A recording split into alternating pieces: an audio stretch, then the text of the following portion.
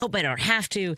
I mean, what nonsense is going on? I really do, because we have been sort of gaslit's not the right way. we've been groomed. We have been groomed to accept that his ridiculous behavior, the outrageous things that he says, that his lack of ability to be a diplomat. I mean, his diplomacy is abhorrent, as we see with the leader of Italy, where he said that, oh, she begged me for a foot. Like, why even make that a story at all? Which is pretty much the entire, I guess, in congregate, all of his behavior is like, why do anything at all? So I am in a good mood, and I'm so glad that Paul Chivari is joining us. He is, of course, one of the hosts of the Sports Cubicle here on WCPT Sunday nights at 9 o'clock, along with Devin and Mike, and I'm going to miss somebody. Dan Marver. Dan Marver. I don't know Dan Marver. No one really knows Dan Marver. Dan Marver needs to come in studio. He does. So the reason I want you to start the show with me, one, we were talking about the show regardless, and we'll talk about the World Cup in a moment. So I woke up this morning. Well, as I scroll when I go to sleep, which you shouldn't do. Yeah. However, I discovered that friends of mine were in town, so I sent them a question mark. Yeah. Because they were sharing footage from being at Wrigley, and I'm like, excuse me. Right. So they messaged me at 10 o'clock this morning and they were like, yeah, we're going to be in the bleachers. Want to come for the 1:20 start today? Yes. Yeah. And I was like, so I went online. They were like, we're going to be in the bleachers. And bleacher tickets were $236. There were 2% of all tickets in the park left available. And I said, I will come and give you a hug. A friend of ours, Wayne Baker Brooks, he's a blues musician, and he was playing at Gallagher Way. And I'm like, I'll give you a hug. I'll listen to Wayne play, because you have to have tickets to get into Gallagher Way, too. Oh, really? I didn't know that either. I didn't know. I mean, you could stand on Clark and listen, exactly. right? And I did, actually. I did get to hear it. And I got to, through the bushes, shake his hand and wave a hug. So I was ready for you to say that you just got back from the Cubs game, and I was like, oh, you caught a good one today. I did just get back from the Cubs game. Okay, were you in Wrigley today? This is a very twisted story. Okay. Yes. So I look, if I can get tickets, and to be very honest, there was a time in my life when I worked for another radio station where we had tickets Were they the flagship for the Chicago Cubs at the time? WGN had tickets right behind the dugout for the Cubs. And I've been in the box, I'm in the press box, I've been in the executive suites and all that stuff. And so I love going to the game, but it's different now even than it was when I went there as for free tickets. Okay. So I just don't, and I have friends who are like my friend Mark Carmen, from he's a sports guy, person, yeah. So he'll tell me different ways to get tickets. He used to do beer. He was a beer slinger. Oh, okay. So he would actually get me spots, and he would move me throughout the park based on the shade. He would know what time of day it's the best place to not be sitting in the sun. He would keep moving me. So I love Wrigley. I don't need to be there. It was a full game. Yeah. You guys go enjoy yourselves. They whooped up today, though. Oh my God! There was a grand slam. There were home runs. That offense that disappeared came out today. It was wild. So do I have to be a good luck charm? Not for my friends. So my friend goes, "I'll get you a bleacher ticket. They're $50," and I was like, "Okay." That should be the first. Oh no! Is this the guy's like, no, here, I'll text you the screenshot and use that to get into the ballpark? I'm not sure what went down. All I know is my friend said, "Do you want a ticket?" I said, "I'll take one." He's like, "Okay, I'll get 3." $50 sounded wrong. Yeah. I've never. In 10 years, I don't think I've seen less than $100 for bleacher seats, which is crazy too, by the way. I was going to say those who know how to get into a Cubs game know that's very scammy. Yeah. So we get to the gate, and the guy's like, "There's a whole thing about it's all digital now. It has to be in your wallet," and then the supervisor. When a supervisor comes, no. Yeah, it's not scanning. I wonder what's wrong. Yeah, yep. So my friend had been scammed, and we go out, and I was like, "Do you want to tell a cop?" They had a picture of the guy who scammed them. Okay, my friend had taken a photo, just I guess for funsies. I don't know. So we have a photo. They're like, "Yeah, they're gone." Don't worry. And then they tell us, the cops tell us, who to trust to get off the books tickets. Yeah. Right. Which I don't know. It's got to be digital. So if they're not asking, if you're doing a ticket exchange and they're not asking you what's your email address for your MLB ballpark account, it's a scam. It's a scam. I had to tell a guy this because no, you just take a screenshot and you walk up. I'm like, dude, I think it's supposed to have a moving thing on it. Yep, and it's the barcode it fills in. Yes. Yeah, and you can't scam me when it comes to baseball tickets. And I miss the days when there was guys with scalpers outside because Wrigley was notorious. And hard copy. And if it was how they are now, where they're not that good, it's maybe the bleachers are packed, but the rest of the stadium's open. I'd be walking around and like, hey, buddy, you want a ticket? It's like, yeah, I'm going to get in for $10 today. Like, good luck, buddy. And it's like, okay, well, in the 5th inning, if you're still holding all that useless cardboard and I'm around here, I'll buy it for $10. Every time it was within a minute, they'd walk up to me and be like, all right, fine, I'll sell it to you. Here's this. And it's like, I don't care if it's obstructed. I don't care if it's standing room only. I'm going to get into the ballpark.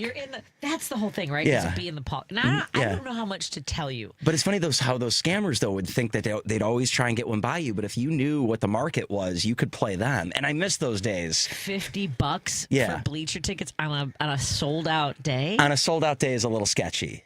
It was, and I know my friends are not listening, so I love my friends. They don't live here anymore, so they were visiting from out of town, coming home for various reasons. I don't know how much I should tell you about how we got into the park because it was also sketch. Okay. It was everything about today was sketchy. Yeah, don't reveal that on the air. No, I don't know what happened. All I know is we got into the park. We were in, and bleachers was standing room only. So we were actually all the way at the top under the scoreboard. There's some stairs by that top bar under the scoreboard. Yeah. So there's a bar back there, and then there's a ledge, and I was kind of sitting at an angle. I should have taken a selfie to let you know where, but I was right by the scoreboard. Yeah.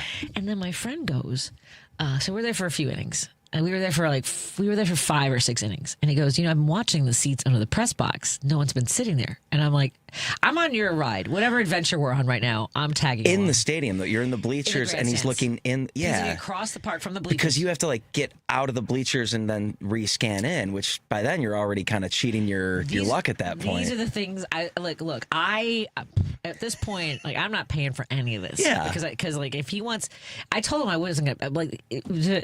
I'll tell you off the air.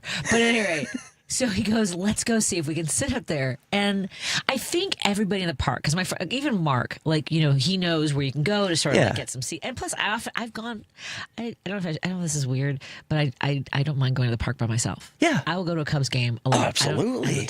I'll go to movies by myself. I'll go to ball. Yeah, same. It's easier. Yeah. I don't have to worry about anybody else's happiness. I just want to sit in the park. You don't have to go get food when they want to get food or This is the thing. Yep. By the way, I did purchase because they went through all these shenanigans. I did buy them hot dogs, which they had never had. Okay. Oh, so good. Because they sell it in the bleachers, right? Hot dogs, Only in the bleachers. So we had andouille sausage. We had 3 regulars, and then I bought them 2 to try the jalapeno cheddar and the andouille. Okay. So he goes, let's go see if we can sit under the press box. And I'm like, I mean, he got us into I don't know how he got us into the bleachers. I'm just tagging along at this point. Yeah. So we get to there's something called Catalina Club section under right in front of the press box, right behind home plate, up in the back, up there, and they bounce us. They're like, because he tries to brush right past them. Mm-hmm. He's like, no, I got. He turned around and goes, watch the. It's he's 3-time Emmy award winning actor locally, but still, follow my lead, be casual, kind of a thing. Yeah. So he blows past them. They stop him and they bring him back, and he just confidently walks down the next aisle. And we sat basically just to the right of the press box. And I had to leave because of the show. Yeah. And so I sat there for basically what, $400 tickets now? Yeah. Yeah.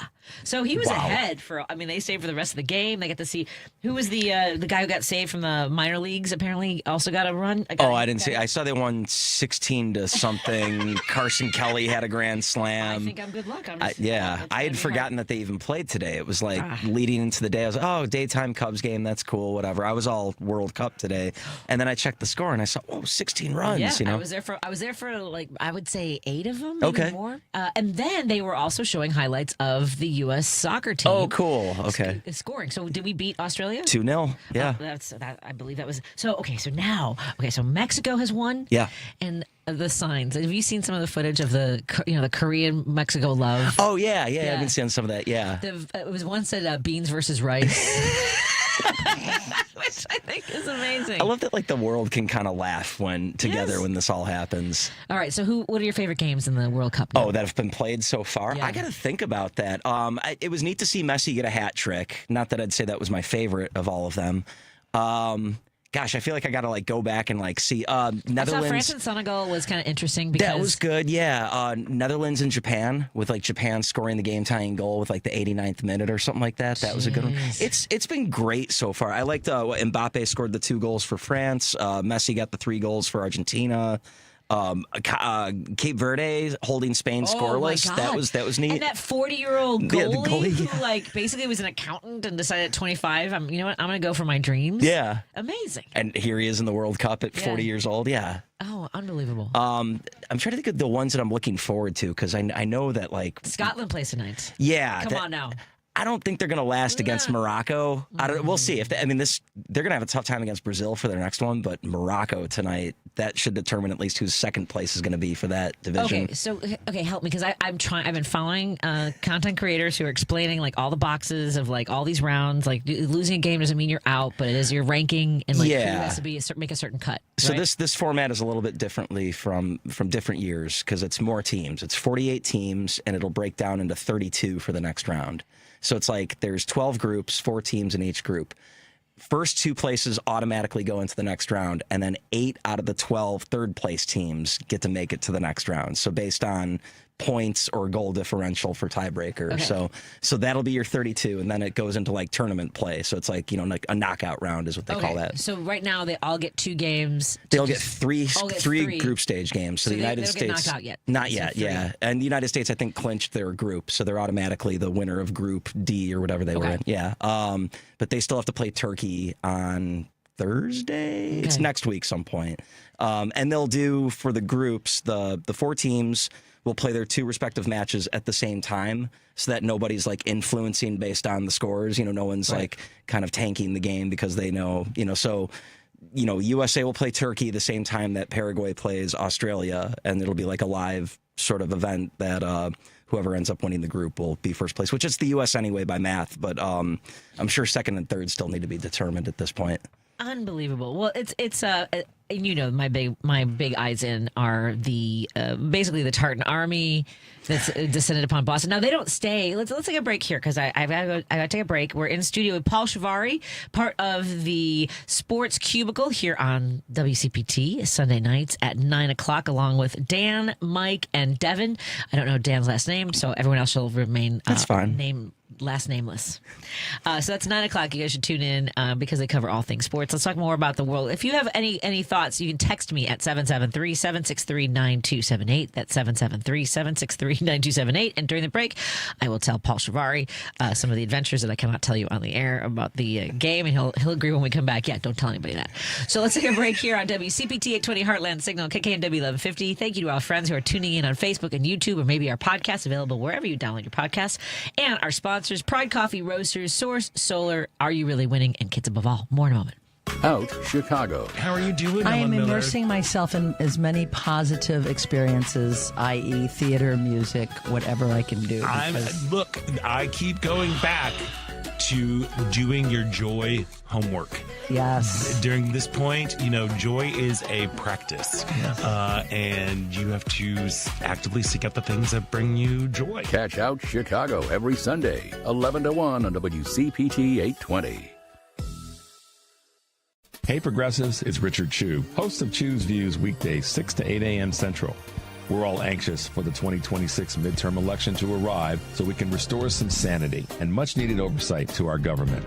In fact, it's the most important midterm election in American history, and Chu's Views will be in the thick of it, bringing you candidate interviews on a regular basis. I'll be talking to Democratic Party hopefuls running for House and Senate at the federal and state level, as well as candidates for governor and other state and local offices. I am in love with our ability to fight for our rights, to fight for our future, to fight for our freedoms, to fight as our ancestors fought. It's just our moment. This is just our time to stand up and to speak up. We can't give up on this. If you miss any of the interviews live, you'll be able to find them all on WCPT's Candidate Interviews page at heartlandsignal.com/candidates. That's Choose Views weekdays from 6 to 8 a.m. on WCPT, Chicago's progressive talk for 20 years. Hey Google, play WCPT. Streaming Chicago's progressive talk from TuneIn. No detours, no distractions. Just bold ideas and real talk. This is Driving It Home with Patti Vasquez. Thank you so much for joining me on WCPT as we drive it home with my producer, Board Op. You know him as a host of the Sports Cubicle, along with Mike, Dan, and Devin. So off the air, I told Paul the rest of the story of how I got into Wrigley, and he agrees. Do not share that. Now everyone's like curious. Do you know how they do like certain nights? They do like a free shuttle bus. Like it used to be you park. Okay, so they moved it on to. Irving. There was one. It used to be on Irving, and this park. year. So a couple weeks ago, I go to the game, and my buddy and I used this lot last year, and let's do the same thing this year. And for whatever reason, I checked to see what time the lot opens, and I realized, they moved it to a parking garage up north of the ballpark, like up. It's up Sheridan, somewhere along there, like 5600 Sheridan, 4600 Sheridan, or somewhere around there. And I'm like, thank goodness I checked. Yeah. So I'll admit how I scammed the remote parking lot people. So my buddy and I do it, and it's like the school bus that they used to take you is like kind of like around the corner from the parking garage, and we're the first people on it, and we're like, well, how long is it going to take? And they're like, well, when the bus fills up, we'll go. And it's like, well, that could be 20 or 30 minutes. We're trying to meet friends, and we're like, we could just walk it. Why not? So we did. And they're like, we're going to pass you guys. And it's like, I don't think they passed us. So we parked in the garage for free, didn't take the bus. And the crazy part is like, okay, well, we'll take it on the way home. And they're like, all right, that's fine. That's fine. We were the only two people on the bus ride because we took the last one out of Wrigleyville. Oh my God. So it's like I had like a luxury school bus, like limo cruise, I love it. And I have no problem telling people how I got there because if you need, so I parked, there's not permitted parking on Addison, like right at Addison and Lincoln. And that's about the last like block where you can park for free. Okay, There's not like a tow zone. I parked on the north side of the street on Addison, so facing back towards Lane Tech. Okay. So that's the thing is, I went to high school there. I kind of know the neighborhood. I just jumped on a scooter.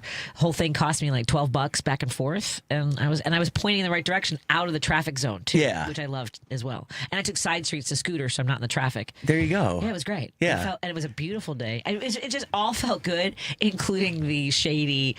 We got scammed, and I don't know how we got into the park, and also sat in the grandstands in front of the press box. Like the whole thing is nuts. So who sang the seventh inning stretch? Did you stay to see who it was? Yes, and I think he was a broadcaster, and I didn't recognize his name. That's all I know. It wasn't he did a nice job. Buck Martinez, probably from the Toronto Blue Jays. No, okay. nothing like that. Yeah, because I'd think that'd be like the name I'd be thinking of, but yeah. Okay. It was good. It was good.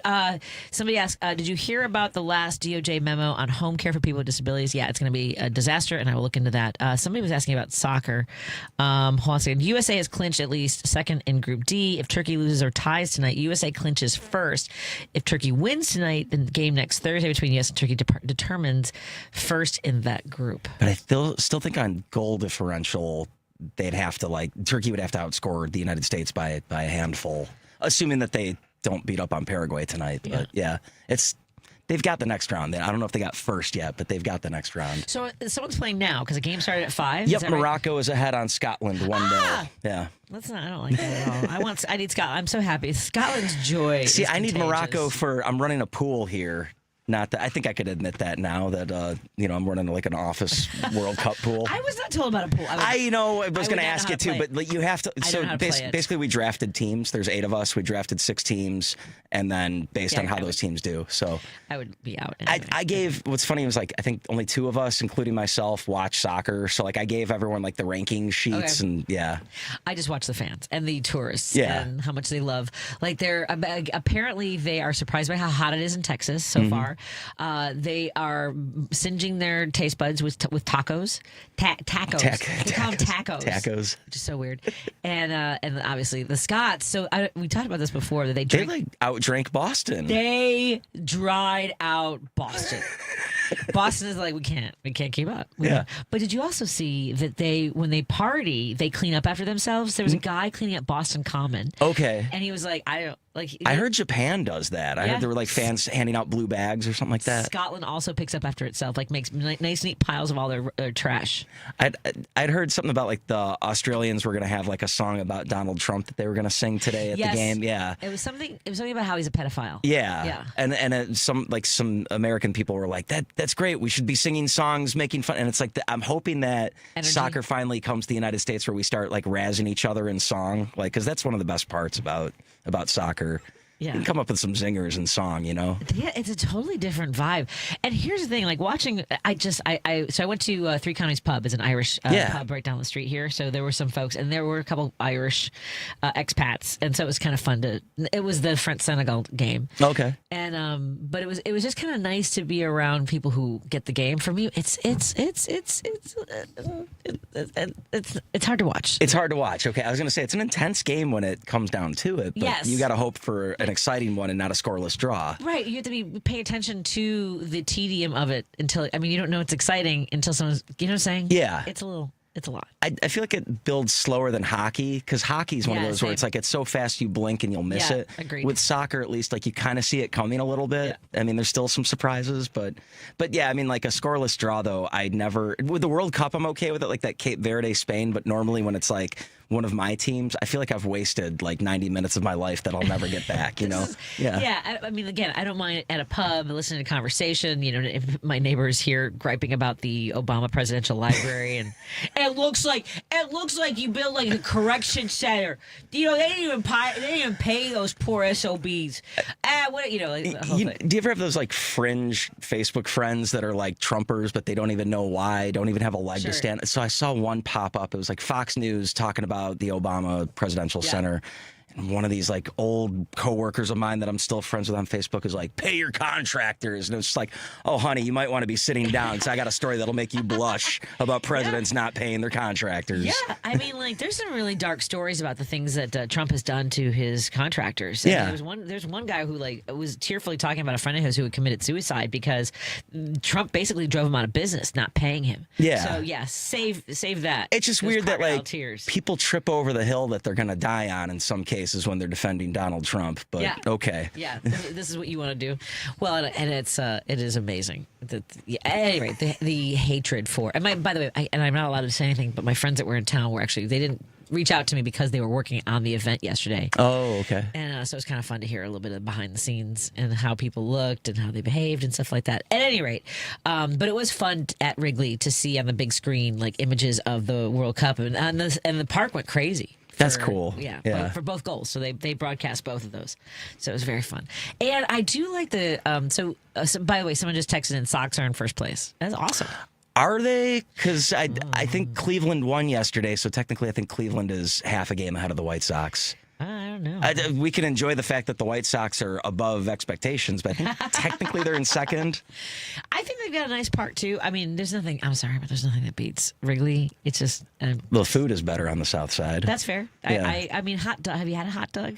I haven't. I missed my chance when it was in Avondale because it was like the line was around the corner, and I think at the time my buddy was like, "Do you want to get burgers from Kuma's or do you want to go to Hot Dogs?" That's a tough call. Yeah, so I went Kuma's at the time. That's a tough call. And for folks who never went to Hot Doug, so Doug would be behind the counter. Doug is kind of his own. It was a little bit like this, the Billy Goat Tavern, cheeseburger. He was very much, if you got to the counter and you weren't ready with your order, already waiting in line, you didn't know what you wanted, he would make you step aside so the next person could order, like that kind of stuff. At least like he wouldn't send you to the back or something, I or can't remember if he did, but soup Nazi, just be like, you're out, no soup for you. No soup for you. So on Fridays he would have truffle fries. So the fries were fried in. Weren't they normally like duck fat otherwise though? That's what it was. It was duck fat. I apologize. Duck fat, yeah. I think only on Fridays it was duck fat oil. It was fantastic. Oh wow. So anyway, they don't have fries at Wrigley, but the woman behind the counter said it's hard for her to work there because she's hungry all the time from the smell.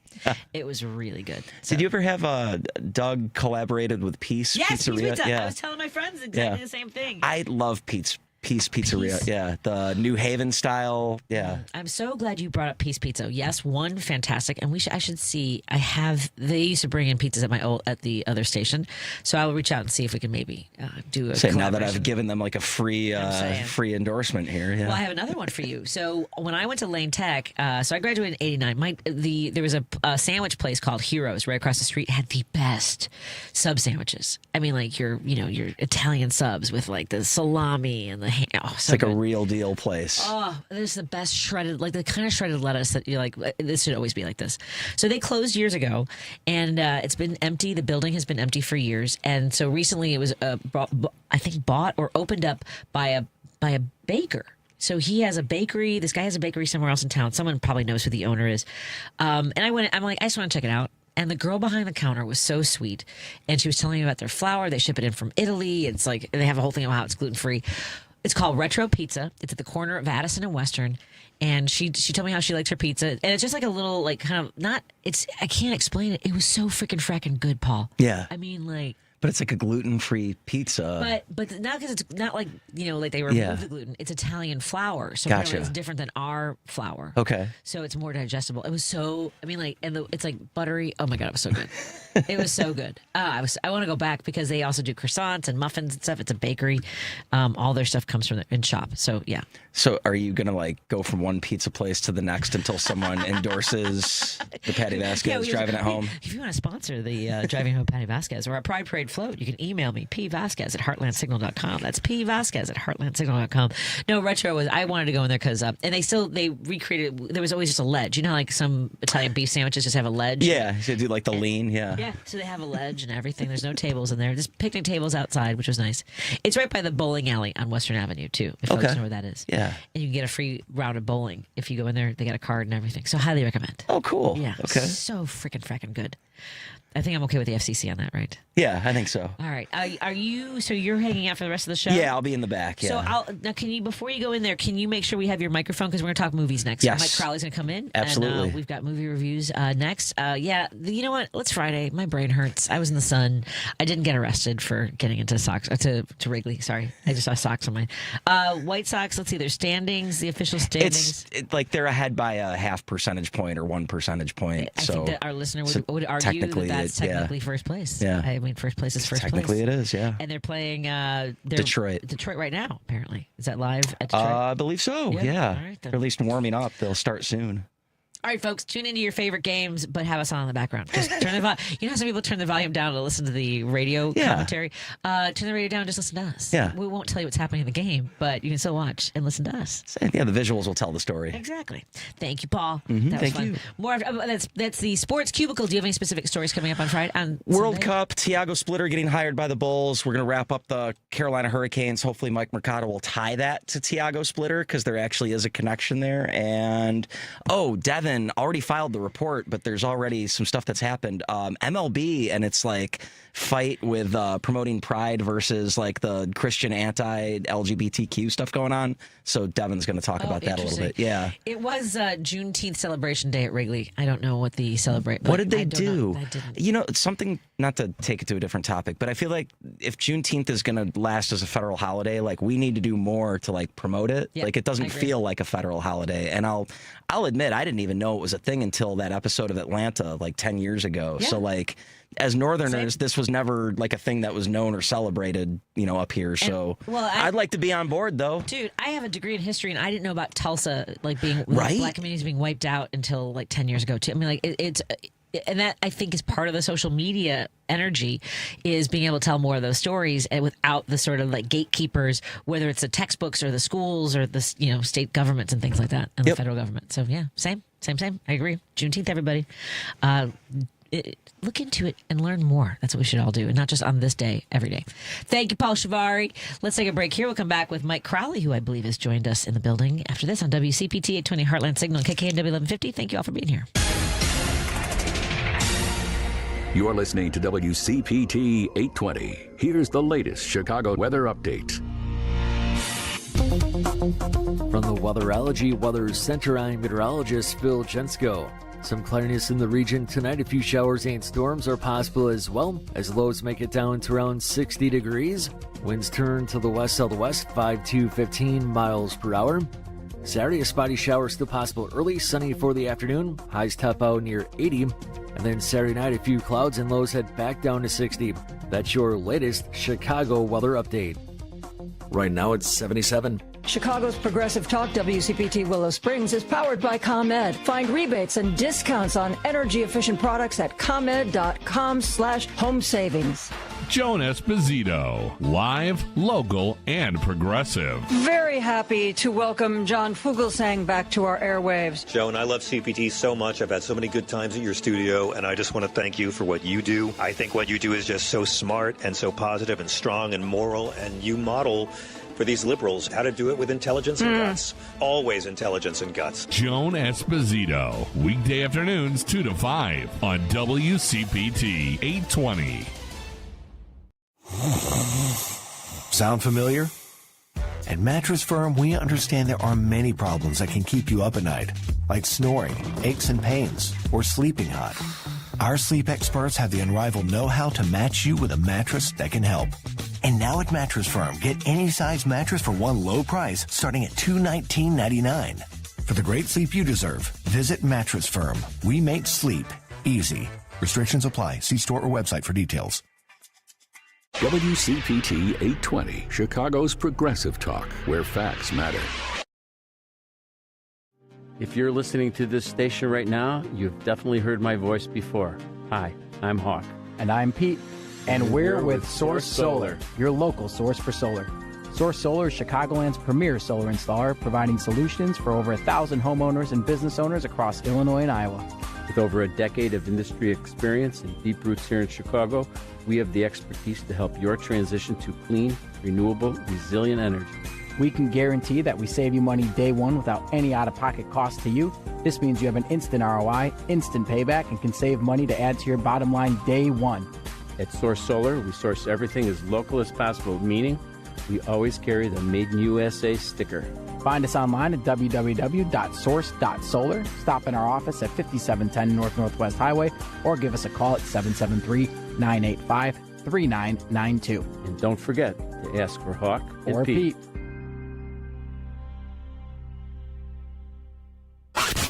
You're listening to Driving It Home with Patti Vasquez. Thank you so much for joining us. We continue our drive home here on WCPT 820 Heartland Signal and KKNW 1150 in Seattle.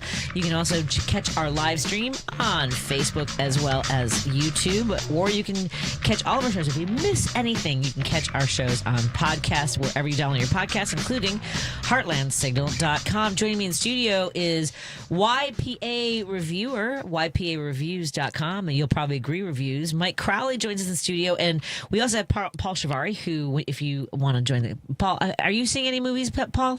I am bad when it comes to seeing new movies. Is there a good or bad to seeing movies? You just haven't had a chance. I just don't get out to the theater in time. That's my problem. Are you streaming movies? Because most movies are streamable now, it seems. I never get a chance to. That's how I'm your World Cup guys. I'm streaming sports all the time. Okay. All right. Are you watching World Cup, Mike? No. I'm not really a soccer guy, although I respect the sport. You know, I don't have like a mega mentality towards it. Like, it's stupid. All I do is kick a ball. And it only goes in the net one time. But yeah. But are you watching any of the fever of like the Scots taking over Boston? No, the only thing I saw was a video of Triumph the Insult Comic Dog going to the World Cup. I have not seen this, Paul. Have you seen this? I feel like I have, but I can't remember what happens.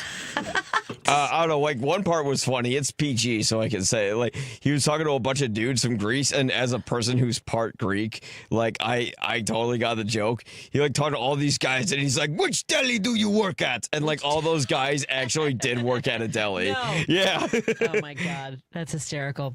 So Paul, I'm trying to think. I don't know what the last movie I saw in the theater was. I feel like I saw, what was the dating movie with Pedro Pascal? Oh man, that was a long time ago. Yeah, it was like a year ago. I saw Paul, not past lives. I don't know, Gold Diggers or something like that. But it was something like that. It was about gold digging. Yeah. It was about this matchmaker. Yeah. With at any rate, that was like one of the last movies I saw in the theater. Yeah. I remember I gave a pretty good review at the time, but I don't really remember much and that's about why I saw it. Yeah. So I enjoyed it. Paul, do you remember your last movie in the theater? The Phoenician Scheme, after Mike's recommendation. Oh yeah, that one was pretty good. I liked it. That was one of the more entertaining Wes Anderson movies I saw in a while. Although it's like if you've seen like one Wes Anderson movie, it kind of feels like you've seen them all at a certain point. Yeah, I'm a huge Wes Anderson fan, and I was going to see it anyway. But as soon as you gave that review, I was like, "All right, I'm going to see it as soon as I possibly can." Nice. Yeah, it was fun. I don't, God, it was so long ago. I think Benicio del Toro was great in it, but yeah, otherwise I don't. Yeah. That's all right. Benedict Cumberbatch stood out to me. Oh wow. Oh yeah, he was in that. I barely remember. Right, I know Kate Winslet's daughter was like the nun in it. But yeah. Interesting. She was really good. Yeah. So what what was the last movie you saw in the theater, Mike Crowley, Mr. In the theater was Toy Story 5. Oh, boy. Which, yeah. Do you want to start here, or where do you want to start? Well, that was the last one I saw in the theater, but like was it last week? Yeah, last week I saw like 4 movies. Jeez. So I saw Disclosure Day, I saw The Furious, which is bleeping amazing. It's like one of the best action movies I've ever seen. Well, let's live here for a second. Let's not race through them all. Yeah. Let's start with the Furious, since you've already started talking about how it's amazing. Well, tell me about the concept, or at least what's the log line, and who's in it, who directs it. Well, it's kind of I don't know the name of the director, because like if I try, it's it's someone from another country, and if I try to like say the name like on the spot, it would just be humiliating.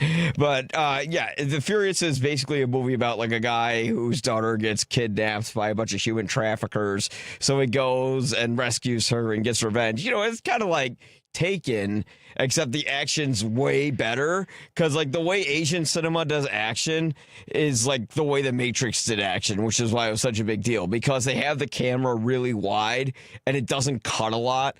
So when people are like hitting each other and kicking each other, like you actually see the hits, instead of like the camera like cutting to like over their shoulder or something and then cutting somewhere else, and you're like, wait, where are we? What's going on?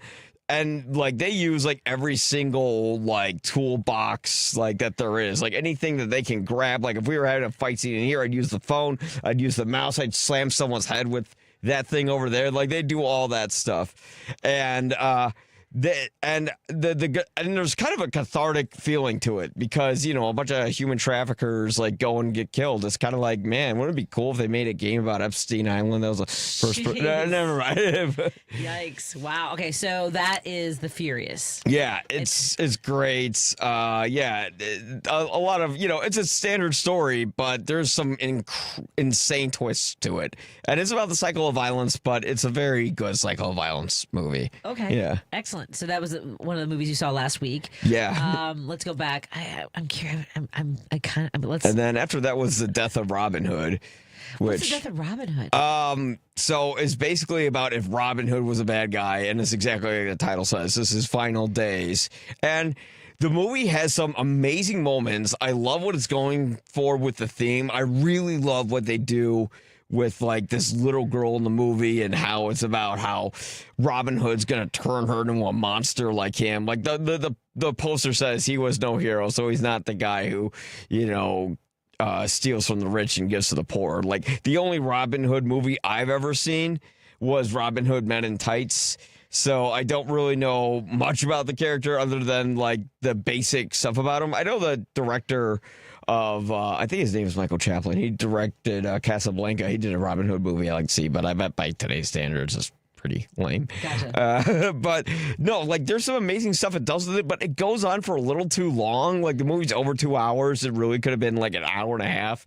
And I think in an hour and a half, it would have been an amazing movie. But it just kind of meanders its theme about violence is bad, revenge is bad, he was bad. Oh, and it's like, okay, now I feel like I feel like I was sitting through a funeral like I did when I was a kid, where it wouldn't end, where the priest would go in English, but then he'd do the whole thing in Greek, and I'm just like, will this just end already? So your mind is wandering. You're trying to thinking about like where you parked your car, or how long it's going to take to get home. That's not, you don't want to be in that situation. Yeah, after I saw like a dude's jaw get ripped off in the movie, I was like, whoa, where's this going? And then I'm just like, all right, someone else is dead. And I just kind of got bored with it, but it was all right. It was like a 3 out of 4. But it could have been a 4 if they really trimmed it a bit. Well, it's interesting. I thought there was an interesting take. I saw this again on just scrolling. Patton Oswalt talked about how directors. They film a lot. It's the editors who shape the story. Mm-hmm. And sometimes, to your point about a movie being over 2 hours long, like an hour and a half story is pretty. I mean, and not that there haven't been magnificent movies that are more, right? Sweeping movies and things like that. Like I still haven't seen Oppenheimer, because I think that's a long one, isn't it? It's 3 hours, but it feels like a 3-hour montage. But that movie, I won't say that it's like it's not like. It depends on the person who sees it. Right. I loved Oppenheimer, but I also kind of feel like it was Christopher Nolan's greatest flaw, which is his movies are a little flat and emotionless. Right. You know, which except for Interstellar and some of the Dark Knight films. But yeah, which is okay. You know, he's not Steven Spielberg. He's not Mr. Sentimental. Right. You know, he's more like Alfred Hitchcock, where it's more about, you know, the thrills and the structure and all that. And, you know, Christopher Nolan, he's brilliant at editing. Like, if you watch any of his movies, none of his shots last for longer than like 3 seconds. Wow. It's always like cutting. But it's so well done. You don't even notice it. The craziest thing is that he does his movies on film, and the way they cut it, they don't do it on a computer like us. They use the old chopping block and glue it together. Yeah. Holy moly. And with the amount of cutting he does, like, oh my God, I would kill myself if I was the editor on a Christopher Nolan film. You know, they'd find my blood on the film print after I slit. Anyways, I won't get graphic with I am done. But yeah, Oppenheimer, I loved. You know, that was my favorite movie that year. But some people don't love it, and I understand why. But, you know, in terms of its pacing, and I think in terms of, you know, it's a story about a guy who did the right thing but also did the wrong thing. And it's about kind of like how his country kind of used him and spat him out, you know, when he already probably had a lot on his mind. Although I really wish it went more into, like, his final years where, like, you know, the guilt of what he did weighed on him. And they didn't do that. Because I guess that's not Nolan's thing, but it would have been great to just see some, you know, sequences. That's an interesting, interesting take. Considering, I mean, the sort of moment that we're in history where we just surrendered to Iran, and we're still the only country that's ever nuked anybody, and it was a threat apparently in some ways during the last several months. Yeah, and the funniest thing is when people say like the nuclear deterrence theory, it's like, oh well, you know, if you don't nuke me, I won't nuke you. And I'm like, yeah, if there were no nukes, we wouldn't have to worry about that. I mean, but it keeps peace. Like, no, it doesn't. But whatever. I mean, the whole idea that Trump is like, well, they should have missiles. We all have missiles. Okay, so I thought, okay, is it? Yeah, and he gave them more weaponry and more money. Crazy. So yeah, congratulations, everybody. Yep. Yeah, woohoo! Open a Monster Energy and a Mountain Dew, and let's watch some motorcycles and cage fights. Yeah. Well, instead of that, let's talk more about movies. Let's take a break here. We're hanging out with Mike Crowley. He's YPA Reviews. You'll probably agree reviews. Go to YPAReviews.com. He's also got a YouTube channel. When we come back, we'll talk about some more movies. You can text us 773-763-9278. That's 773-763-9278. Let me know if there's any movies out there that you have questions about, or what have you seen that you enjoy. Give us a text, 773-763-9278. More in a moment on WCPT 820 Heartland Signal and KKNW 1150. Thank you to all of our friends who are tuning in on Facebook and YouTube. WCPT Replay. On the line with us is none other than Cliff Cash. You've got to be loud. You've got to show up. You've got to stand up. You've got to speak up. And I get if you live in a red area or a red neighborhood or you have really red friends or family, it doesn't matter. Fascists feed on fear. If you ever wondered what you might have done during the Civil Rights Movement or during Nazi Germany or during any other pivotal time in history, you don't have to wonder, because what you would have done is what you're doing now. And if you're being fearful and quiet, then you're part of the problem, and you would have been in those historic moments as well. So put a sign in your yard, post on social media, and take these people to task. And all you have to do is learn the truth, because they're going around screaming lies, and only about half of us are out here even whispering the truth. Keep listening to WCPT 820, because facts matter. This is WCPT 820, where facts matter. From city streets to political beats, you're driving it home with Patti Vasquez, where progressive talk fuels the ride. Thank you so much for joining us. We continue our drive home here on WCPT 820 Heartland Signal and KKNW 1150. Hello to everyone tuning in on Facebook, YouTube, or perhaps a radio app, wherever you're joining us. We also want to invite you to tune in to our podcast. If you miss anything or want to listen to it again, our podcasts are available wherever you listen to your podcasts, including heartlandsignal.com. Joining me in studio is YPA reviewer, you'll probably agree reviews, Mike Crowley. So you said 4 movies. The Furious. I can't remember the other. That's okay. I don't remember. It was Disclosure Day, The Furious, The Death of Robin Hood, and then Toy Story 5. Let's go to Disclosure Day. So this is Disclosure Day. We didn't talk about the Spielberg movie. Yeah. Yeah. So tell us a little bit about this one. I've heard. I mean, people seem really excited about it. It was all right. I mean, it's a good old-fashioned Hollywood film where, although it's Spielberg and he's very visual, this movie's much more about the pace of the film. It's much more about how it moves. There's only like one action sequence in it, but it's a really cool one involving like a car and a train. It's Spielberg reaching into his old bag. He's done Aliens like 4 times now. Like he's done 3 Alien movies, and then you have the super advanced robots at the end of AI, which is a movie people are actually coming around now, but I loved it at the time. It made me cry. It still makes me cry. But they looked like aliens at the end of AI. This movie is dealing with the concept of what happens if we find out that aliens are in fact real and it's disclosed to the Earth. Unfortunately, the president kind of already spoiled that, and we found out we didn't care that much when we found out.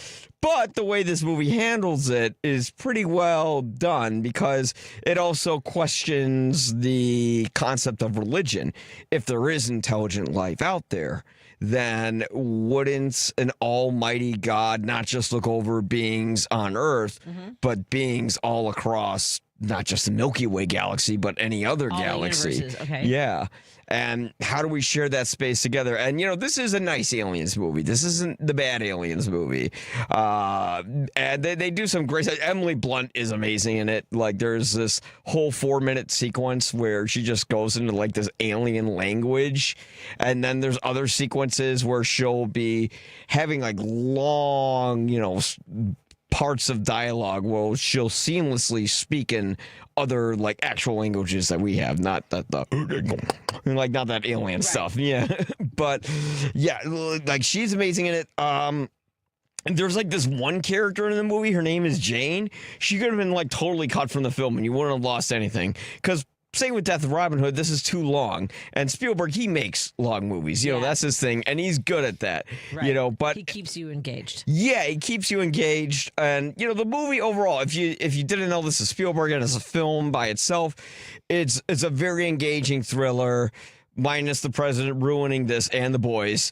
Like, this is a thriller that actually, like, it makes you wonder, like, yeah, what if aliens one day were revealed that they are real, although we know what actually happened, if they made a bigger deal of it, and we questioned our own ethic, because, we have had semi-disclosure days, but I think people are still skeptical if it's real or not. Right. Although even Obama said that there are aliens, and, he said that like in a CBS interview, like they confirmed that. But this movie handles it through the lens of if we didn't know that from before. And also, how do we handle the essence of our own existence and how are we connected as people? Because that's the main thing the movie's striving for, is the connection between us and other species and all life together. And it kind of has that Spielberg sentimentalism to it, but I would say that Spielberg is the king of sentimentality, because he doesn't force it down your throats. It's not like some Minions junk.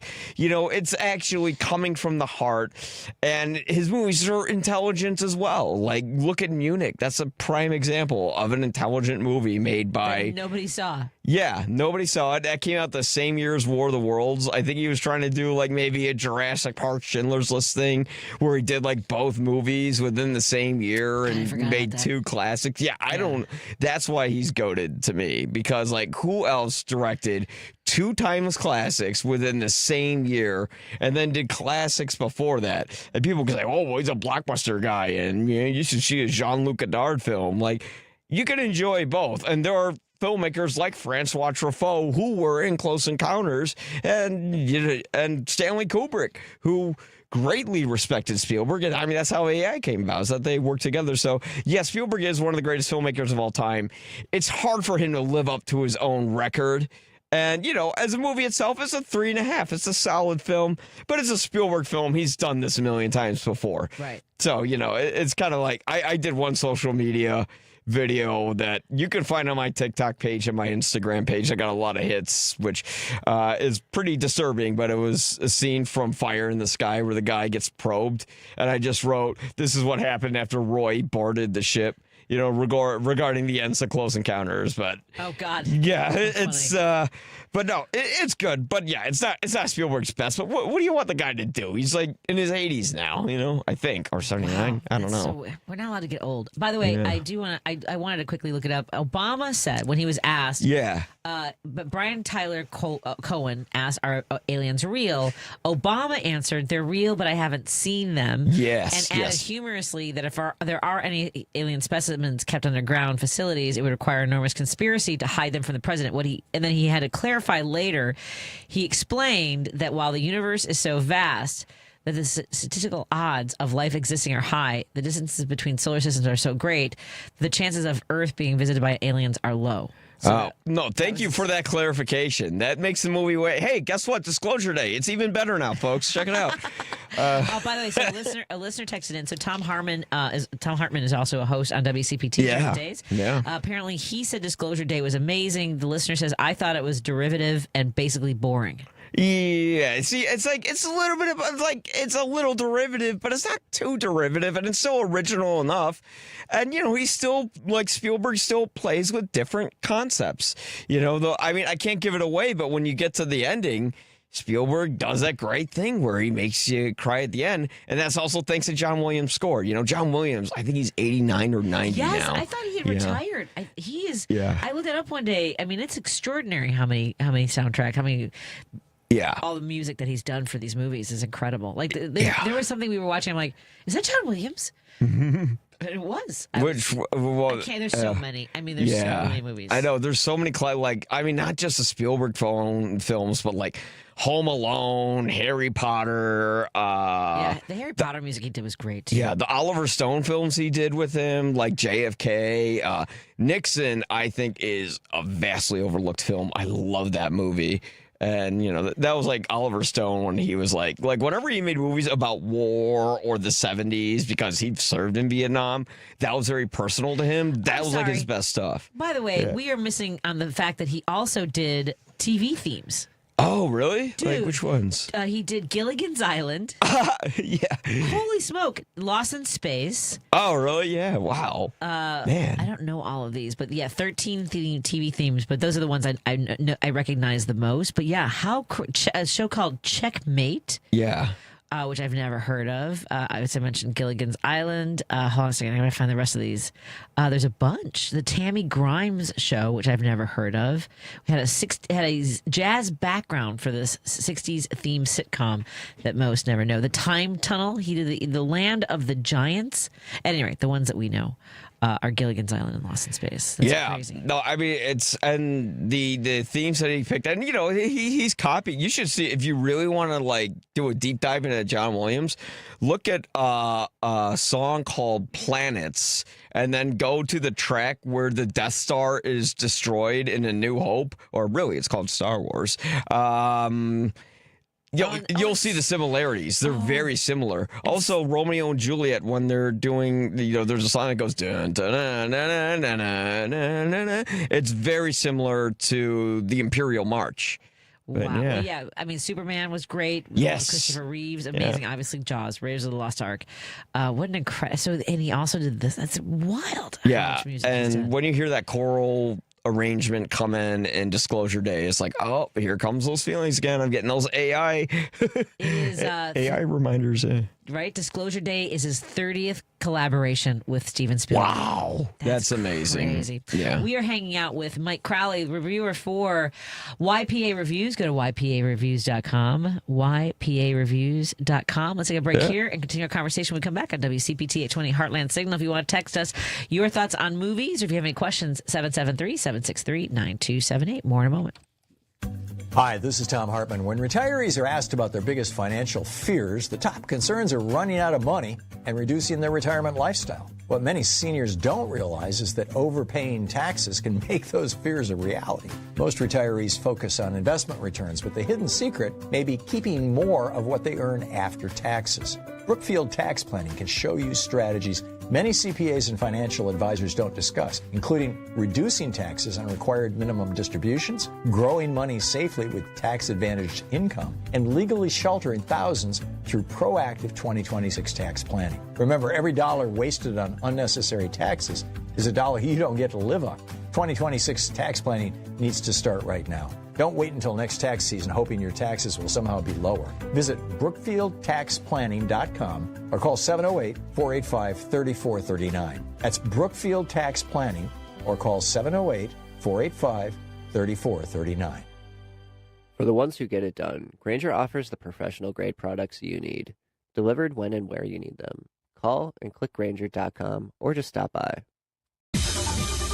This is 820 AM, WCPT Willow Springs, and streaming worldwide at WCPT820.com. We are Chicago's progressive talk, where facts matter. Now, your WCPT 820 weather update. From the Weatherology Weather Center, I'm meteorologist Phil Jensko. Some cloudiness in the region tonight. A few showers and storms are possible as well, as lows make it down to around 60 degrees. Winds turn to the west-southwest, 5 to 15 miles per hour. Saturday, a spotty shower still possible early, sunny for the afternoon. Highs top out near 80. And then Saturday night, a few clouds and lows head back down to 60. That's your latest Chicago weather update. Right now it's 75. Happy Pride, Chicago! Join WCPT in celebrating by attending the 55th Annual Chicago Pride Parade. Look for the WCPT float as the parade kicks off at 11 a.m. Sunday, June 28th from Broadway and Sheridan. If you can't attend in person, listen to the WCPT live broadcast with Scott Duff and Ellen Miller, 11 a.m. to 1 p.m. Sponsored by Berman Kia and Subaru, Social Change, AFSP, Chicago Community Acupuncture, Rep Shy, Pride Coffee Roaster, Illinois Vets for Change, SAG-AFTRA, and the Center on Halstead. Spina bifida is a common birth defect, and everyone with spina bifida from childhood through adulthood deserves to flourish. The Spina Bifida Association is creating a future where this is more than just possible. It's inevitable. We're advancing clinical care and shaping innovative research. With your help, we'll build the future that people with spina bifida deserve. Join us at SBAA.org. That's SBAA.org. This message is sponsored by the Spina Bifida Association of America. You're listening to WCPT 820, because facts matter. Driving it home with Patti Vasquez, Patti Vasquez. From global conflicts to greenhouse gases, the folks refusing to wear masks says, and politicians getting caught grabbing ass says, she's driving it home with Patti Vasquez. Thank you so much for joining us. We continue our drive home here on WCPT 820 Heartland Signal and KKNW 1150. Thank you so much for joining us. Of course, now we also have our friends listening on KTNF AM 950 Minneapolis, St. Paul. So also, we want to say hi to our friends who are tuning in on Facebook and YouTube. Perhaps you're listening to this on a podcast, and thank you for doing so, because all of our shows are available wherever you download your podcast, including heartlandsignal.com. Joining me in studio is our guest today. Mike Crowley is the YPA reviewer. You'll probably agree reviews. Do you ever have folks who are like, I didn't agree with you at all? Yeah, I always joke, like, a lot of people go, you should call it, you'll probably not agree, you know. And I'm like, yeah, I know. I did actually briefly do that for the podcast where I called it the You'll Probably Not Agree podcast, but then I just was like, I'll just stick with the regular. Yeah. It's, it's fine. You know what? Engagement is engagement. Yeah, exactly. It's like, if they don't agree, they should be respectful. And anyone who leaves disrespectful comments, like, anything making fun of anyone's personal appearance on my show, including mine, like, your comment's going to be deleted and no one's going to ever see it. So I only welcome polite discord into my show. Yeah. Agreed. You get one shot. Yeah. Everyone gets one shot. And the shot you shot is the one. There's nothing beyond that. Yeah. Blocked. Yeah, Yeah. exactly. You can be a little cockroach in a glass jar. Think you're getting somewhere. You're not. You're in a glass jar. Yeah. So, Mike, before we continue our conversation, I do want to thank our sponsors. Thank you to our friends at Pride Coffee Roasters. What started out as a hobby, just trying to roast some coffee beans at home and just see if they were good at it. They are the best single origin roasted to order coffee maker. Coffee roasters I have the pleasure of enjoying every single morning. So go to pridecoffeeroasters.com because every single cup of coffee tastes like a love letter in a mug.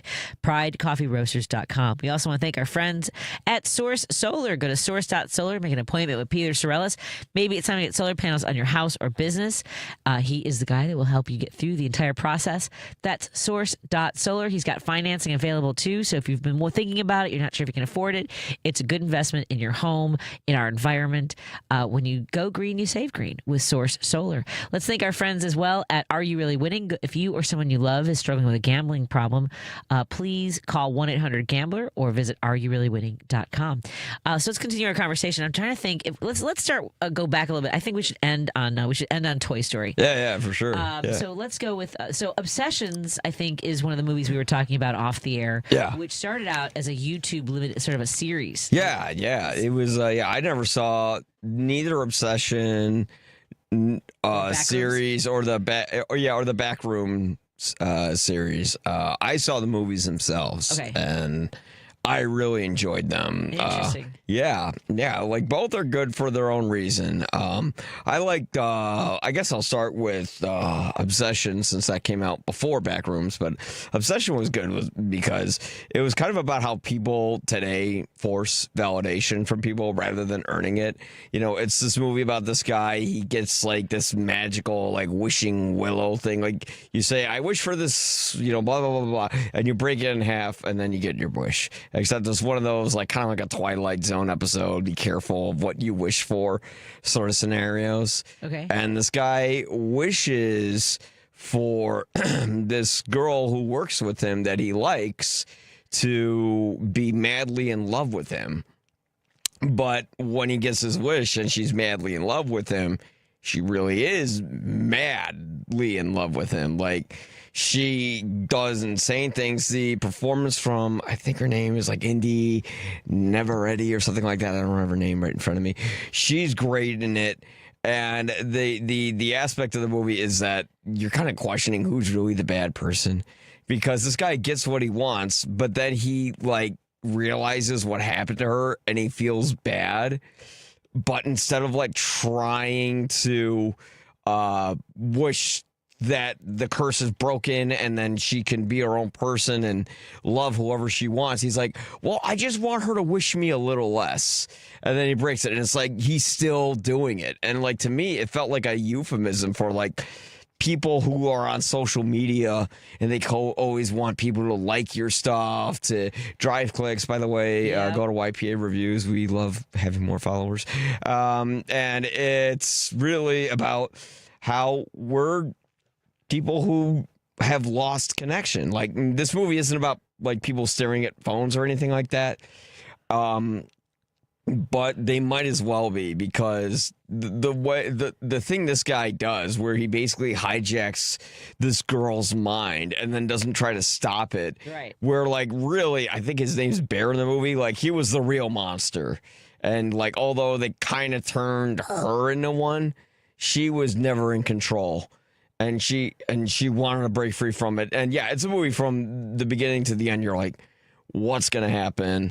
And yeah, it's a horror movie, but it's the writing, not really the directing so much. Like, the directing's okay, but it's the writing in that movie that I think is really what makes it work. And that would make sense because like the director's father, he's not like a big shot in Hollywood or anything. So all those people who are like, oh, nepotism, like, no, you're just jealous that like, 19 and 20-year-olds are like Spielberg when he was that age and they're thriving. It's someone who had someone whose father did like a podcast on screenwriting, and he obviously put that knowledge into his son, and it comes through on the page. On the screen, it's okay. But I think Backrooms was the better movie when it came to the Backrooms obsession stuff. Yeah. Well, it's interesting because so I'm trying to find information about like how this started. So both are done, as you mentioned, 20-year-olds who started their projects on YouTube. Yeah. Because Hollywood, when I used to go out there, so I used to pitch story ideas for film and for television, and I remember them talking about this was like at the sort of rise of what they call the big tent movies, right? Meaning everybody, like young and old, male and female, was what and that was really, I think, the idea behind just constantly putting out these superhero movies. Yeah. Right. And just having to have it and like that drive to always have blockbuster movies and thinking and sort of getting away from just telling stories, even though these are horror movies, right, or scary or thrillers. Because I mean, like if you think of some of the movies in the 80s, like these weren't big budget movies. If you think of Fatal Attraction, I mean, like while Michael Douglas might have had a bigger salary or whatever, these were smaller stories. They were very like simple but terrifying. Yeah. You know what I mean? Like just her obsession with him. Yeah. Right? Yeah. I'm not going to be ignored. Right? It's terrifying. Yeah. Right? Finding a dead rabbit in your boiling pot of water. Do you remember, Paul? I didn't mean to leave you out of this conversation. Please jump in at any time. Sure thing. Some of your any of the like movies, like it's like just these smaller stories that don't have to be like big blockbuster, CGI and action movies, right? Sure. Yeah. I mean, I think you can tell a good story, and it doesn't have to be a blockbuster. Do you follow anything that's produced on YouTube? Have you ever people watch these series? This is where a lot of the content's going to be coming from for Hollywood now. I don't, but I did fall into like a YouTube thing that's been going on like last decade called The Big Les Show out of Australia. It's very like vulgar and funny, but it's the like Big what? Got over like millions of I views. think you on said its videos. Les. It, like, Did you say The Big took Les off. Show? Yeah. L-E-Z. Yeah. The Big Les. I kind of want to see that show now. That show sounds awesome. All right, the big. Yeah. That's good. It's animated. Okay. Oh. Right? Yeah, Flash animation. It's really rough the first couple seasons, but then it gets a little bit better. But this dude did each frame on Windows Paint. Oh, wow. Yeah. What? So much better than AI, Yeah, and there's like kind of like side stories and spin-offs, but it all starts with The Big Les Show, but Sassy Sasquatch is the best one out of all of that. Sassy Sasquatch. It kind of reminds me of Peanut Butter Jelly Time when I hear that. But Yeah, I don't think anybody remembers that. Peanut Butter Jelly Time. Oh, yeah, the little Peanut Butter dancing Jelly. banana? Peanut Butter Jelly, yeah, with a baseball bat. Yeah, like, although I'm gonna guess that the Les Show has way better writing to it than that. Yeah, there is that. But yeah, I mean, it's nice to see audiences not just pouring money into seeing like I think there's a reason why Backrooms and Obsession is kind of creating its own Barbenheimer, and it's because audiences have I think now that we kind of live in hopeless times, people are kind of tired of seeing movies that are constantly featuring superheroes saving squirrels and laser shooting rainbows and everyone being told everything's okay. It's like, no, they want to go to a theater and they see a horror movie that's kind of speaking to them and their generation. Because you have Obsession about people forcing validation, and you got Backrooms, which is about people with unaccomplished dreams who end up kind of falling victim to their own failure and flaws. Because Backrooms is about like this guy named Clark, played by Chiwetel Ejiofor, which is hilarious because, Chiwetel is this guy, he's this well-renowned British actor, and his character in the movie is this guy who like runs this furniture store that nobody goes to, and he does this ad where he pretends to be a pirate because it's called Captain Clark's Furniture Store. Boy. Right. And here's this British actor putting on like an American accent, and he's like, "Yar, matey, come down to Captain Clark's." But he's amazing in the movie, and it's this film about like this guy. He has a divorce. He has this furniture store that nobody's going to. He's in his 40s, pretty much like life has passed him by. And then when he finds like this hidden dimension where it's like it's kind of like when you see abandoned malls. It kind of looks like that, yeah, like the Backrooms.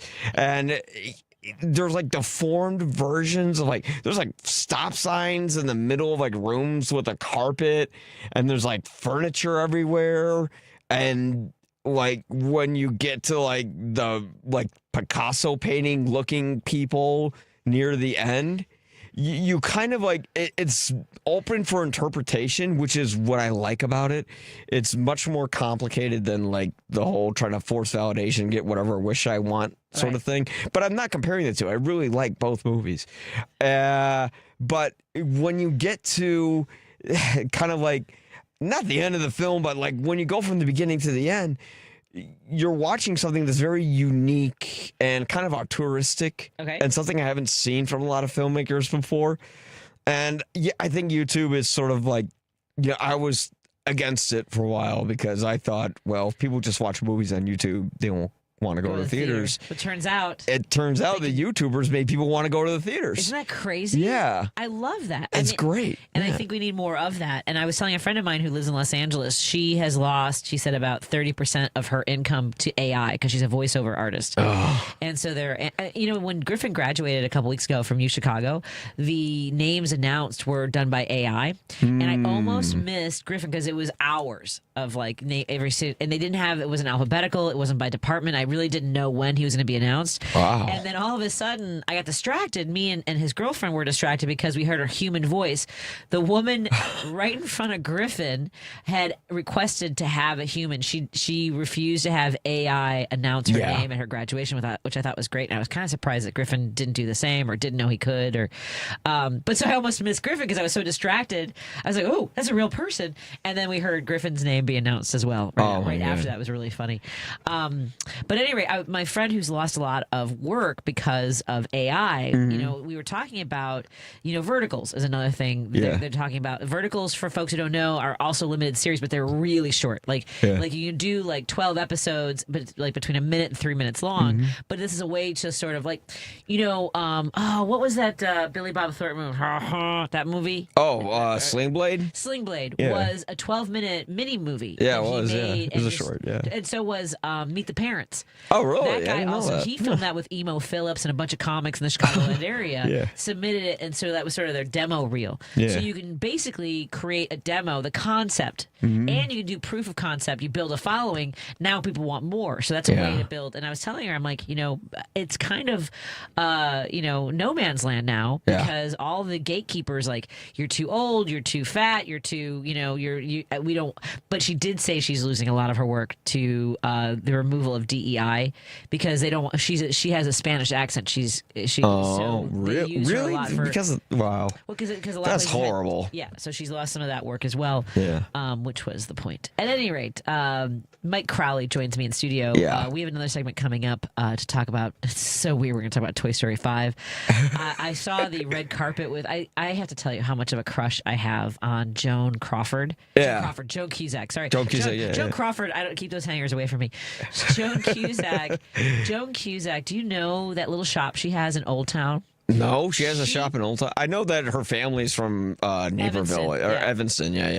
Mike, the window might be closed now because I don't know if she's still going to be running the shop, but she owns basically a little home goods gift shop. She sells like novelty socks and like really cute gifts and stuff. It's in Old Town on Wells, south of Zanies, not far from Peyton High School. Yeah. And Mike, you go in there and you might just have Joan Cusack ring you up at the counter. What's the name of the store? It's like Judy's. I'll take a look during the break. It is, first of all, even if she's not there, it's a really lovely store that she curates and runs with some other folks, I think. But that was where she's been for the last several years. She wasn't in LA. She hasn't been working on projects. She basically had like a little mini retirement. So when we come back, I want to talk about Toy Story 5. But yes, Joan Cusack is lovely in person. Just wanted to run this, one of my friends interviewed her. She's awesome. She just has this here Chicago shop is called Judy Maxwell Home. Is the name of the shop. Maxwell Home. It's a really sweet little boutique-y shop. You just go in there and it's just a lovely storefront with fun novelty items, everything from fun books and calendars and greeting cards. She's got bath bombs and soaps and things like that. It's really she has a tchotchke shop of her own is what somebody described it as. It's right here. Here it is. Like I said, she's been running it. She's been running it for 11 years. I love that and I probably maybe I shouldn't be putting it on. I mean, I think it should be okay to say you can go. It's kind super of sweet. it's in a way a small business, although Joan Cusack has that Hollywood. She's fine. But she's cool. Yeah. She's super cool. Anyway, let's talk about Toy Story 5. Five, folks. Yeah. More after this on WCPT 820 Heartland Signal, KKW 1150 and KTNF AM 950 Minneapolis, St. Paul. If you want to give us a text, 773-763-9278. A listener says, I really enjoy it when Mike is on. Thank you so much. Thank you. Thank you to Mark. Subscribe to Thank you. my channel. Subscribe to his YouTube channel. That's YPA Reviews. More Yep. after this. Hi, I'm Kevin Love. People see the NBA career, the championship ring, but what they don't always see is the anxiety or the moments I felt completely lost. That's why Sony Pictures Animation's film GOAT means so much to me. It's about Will Harris, a small goat who believes in himself and proves you don't have to be the biggest to be a champion. Everyone's always told me smalls can't ball. I'm too blessed to be stressed. Everything I need to succeed is right here. Through the Kevin Love Fund, we've created GOAT Beyond the Game, a completely free curriculum for teachers, coaches, parents, and youth programs. 4 lessons designed for kids K through 8 that cover everything from managing anger to building resilience to believing in yourself when the world doubts you.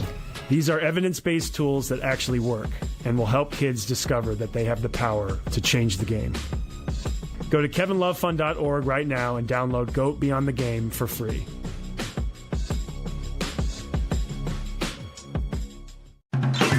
Hey Max, you look absolutely dashing in that purple tie. Ready to harness the world? You bet, Daisy. I'm ready as I'll ever be. And might I say, your purple tie really pops with your vest. Thanks. I almost went with a cape, but didn't want to come across as pretentious. Nonsense. Anyone in our line of work should rock a cape. You might be onto something, Max. Phew, so here we go. First day on the job. We've got this, right? Right. Don't forget, we both graduated from Dogs Inc. with honors. Which means I can guide my human around a busy city with ease. And I can give my human a restful night. I hope my human is kind and loving. And I hope mine likes wet kisses and zoomies. Ready to make a difference? Born ready. Let's go. Discover how extraordinary dogs like Daisy and Max change lives at no cost to the recipients. Visit dogsinc.org. Alexa, play WCPT. WCPT from TuneIn. You're listening to Driving It Home with Patti Vasquez. Thank you to our listeners who are subscribing in real time to YPA Reviews. You'll probably agree, reviews. We appreciate that. Mike Crowley, the YPA reviewer. Okay, before we get to the last movie, just because are there any classic movies? Like, can you think of like your favorite classic movie you ever seen on the big screen? Like, had the opportunity? Like, you know what I've always wanted to see on the big screen? I never did, and I'm still mad that I saw Shakespeare in Love on the big screen instead of it. Was Saving Private Ryan? Oh, I saw it on the big screen. Oh my! How so loud intense. was it? It was so intense. That was it 17 minutes of just constant like D-Day. slaughter, yeah. Because we've never seen war depicted like that on the big screen, we had and not. everyone tries to copy it since then. You know, and it gives you that sense of like how just the slaughter of like a man after man just being gunned down on the shore as they got off those boats in the water as they were dropping the back part of that boat down. I do want to thank you, Paul. Hey, Paul, for the last part of the show, we do have that pre-recorded interview with Nicholas Freudenberg, right? So I want folks to tune in for that conversation. I was really fascinated by his work. He was an activist. In 1969, he was expelled from Columbia University for protesting. Wow. And he's been an activist ever since. He worked on the AIDS epidemic with making sure that people had access to medication. Yeah. He's worked on Rikers Island, but he has written a book about basically the field guide to sustaining and succeeding with activism, starting at the local level rather than we have to commit to knowing and not accepting, but absorbing the fact that there is no quick fix to what is happening right now. Nope. He's been through it for 56 years. So we have to pace ourselves. Before we get to the final review, I do want to get Jim on the line. Jim, I told Paul to open the lines up for you because I wanted to be able to say have a great weekend. What's on your mind, Jim? Yeah, have a great weekend, Patty. So you get a busy day. I was just thinking of Bobby Kennedy, and the woman who worked for him said he was fatalistic. And his brother oldest brother died in a plane crash. His sister died in a plane crash. His brother was assassinated. He had one daughter and one sister institutionalized. So my point is, do you think existence makes you fatalistic, or could you be born fatalistic, or one parent is fatalistic? Well, I mean, it depends. I think there's a combination of things with as far as mental health goes. I mean, some people might have, that element.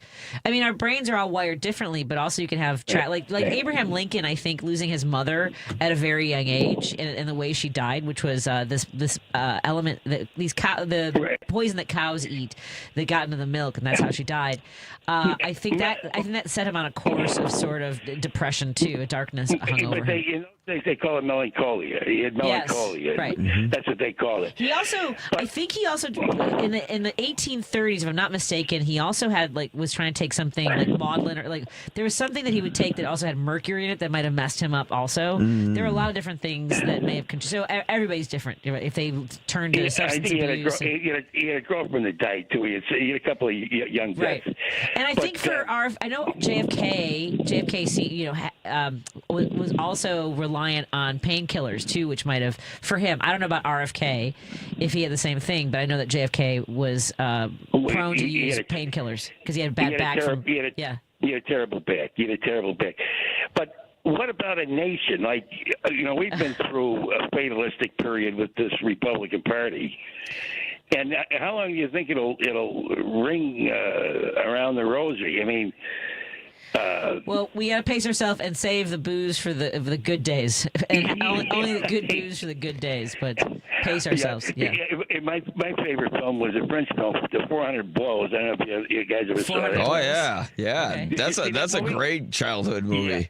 Yeah, I love that movie. That's my favorite movie. Well, have a great weekend. Guys, thank you. Yeah, have a great weekend, guys. Thank you. Thank you. That was Truffaut who worked with Spielberg too, directed that. Oh, there you go. Well, here we are in that home stretch of the last movie, and I believe did it already open at Toy Story 4? Was it open today? Yeah, it's open on Juneteenth. I saw it last Thursday or something like that. Okay. Toy Story 5, and I gotta say, I do not like Toy Story 4. And I liked Toy Story 5 way better. Okay. And I think you could have deleted Toy Story 4 from existence. Okay. And Toy Story 5 would be fine. Now, do we need it? No. Toy Story concluded perfectly after Toy Story 3. It was a perfect book ending. They even had that incinerator moment, which was really dark for a kids movie. I couldn't believe they went there. And then they, had, Andy giving Woody and all the toys to Bonnie, and it's like that ending makes me ugly cry every time. I think I remember when I saw it in the theater, everyone around me was just sniffling.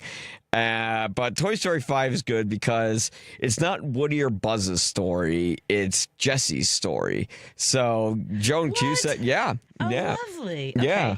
So and it's so if you've seen Toy Story 2, when they go to Jesse's backstory, this movie brings some really beautiful closure to it. In some ways, I feel like maybe that owner had a little bit of Arrested Development, but still, it was very good closure. And, the thing that I really like about this movie is I think it's important to show to kids because it makes them self-aware. Because the plot of the movie is that there's this tablet that's come on the market. It's called the Lily Pad. It's a lot like an iPad.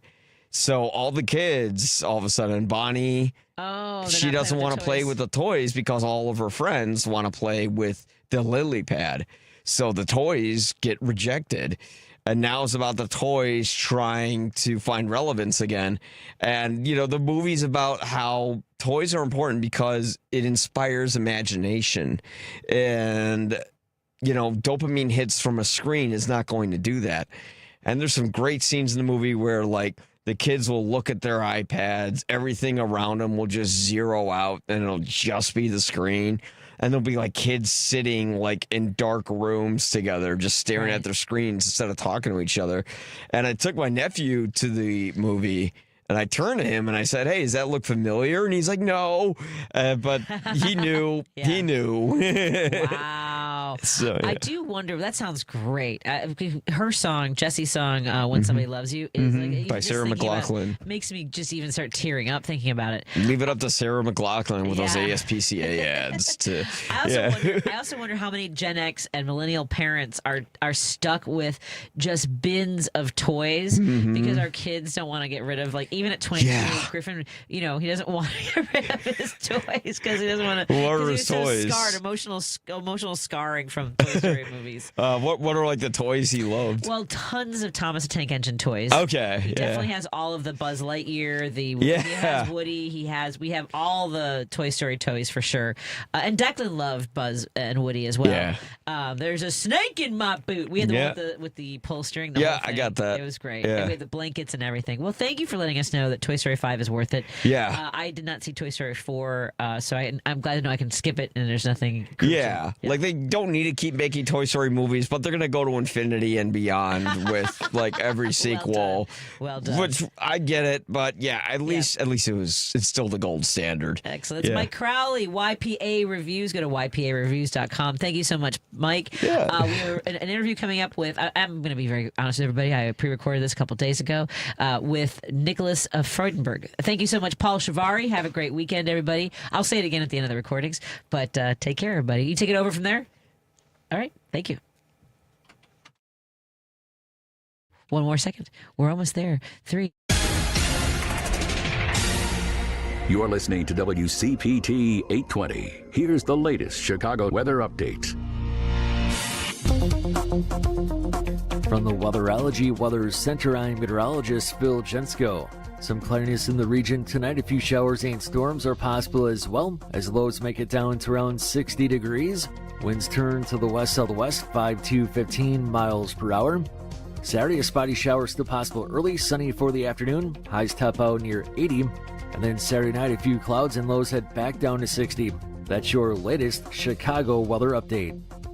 Right now it's 75. Chicago's Progressive Talk WCPT Willow Springs is powered by ComEd. Visit ComEd.com/facility assessment to learn more about energy savings. Small businesses are the heart of America. But you don't have to go it alone. As the nation's largest nonprofit resource of expert business mentoring, SCORE has helped millions of entrepreneurs build their businesses for free. Get the connections, education, and guidance you need with SCORE. We're ready to help. Find a mentor today at score.org.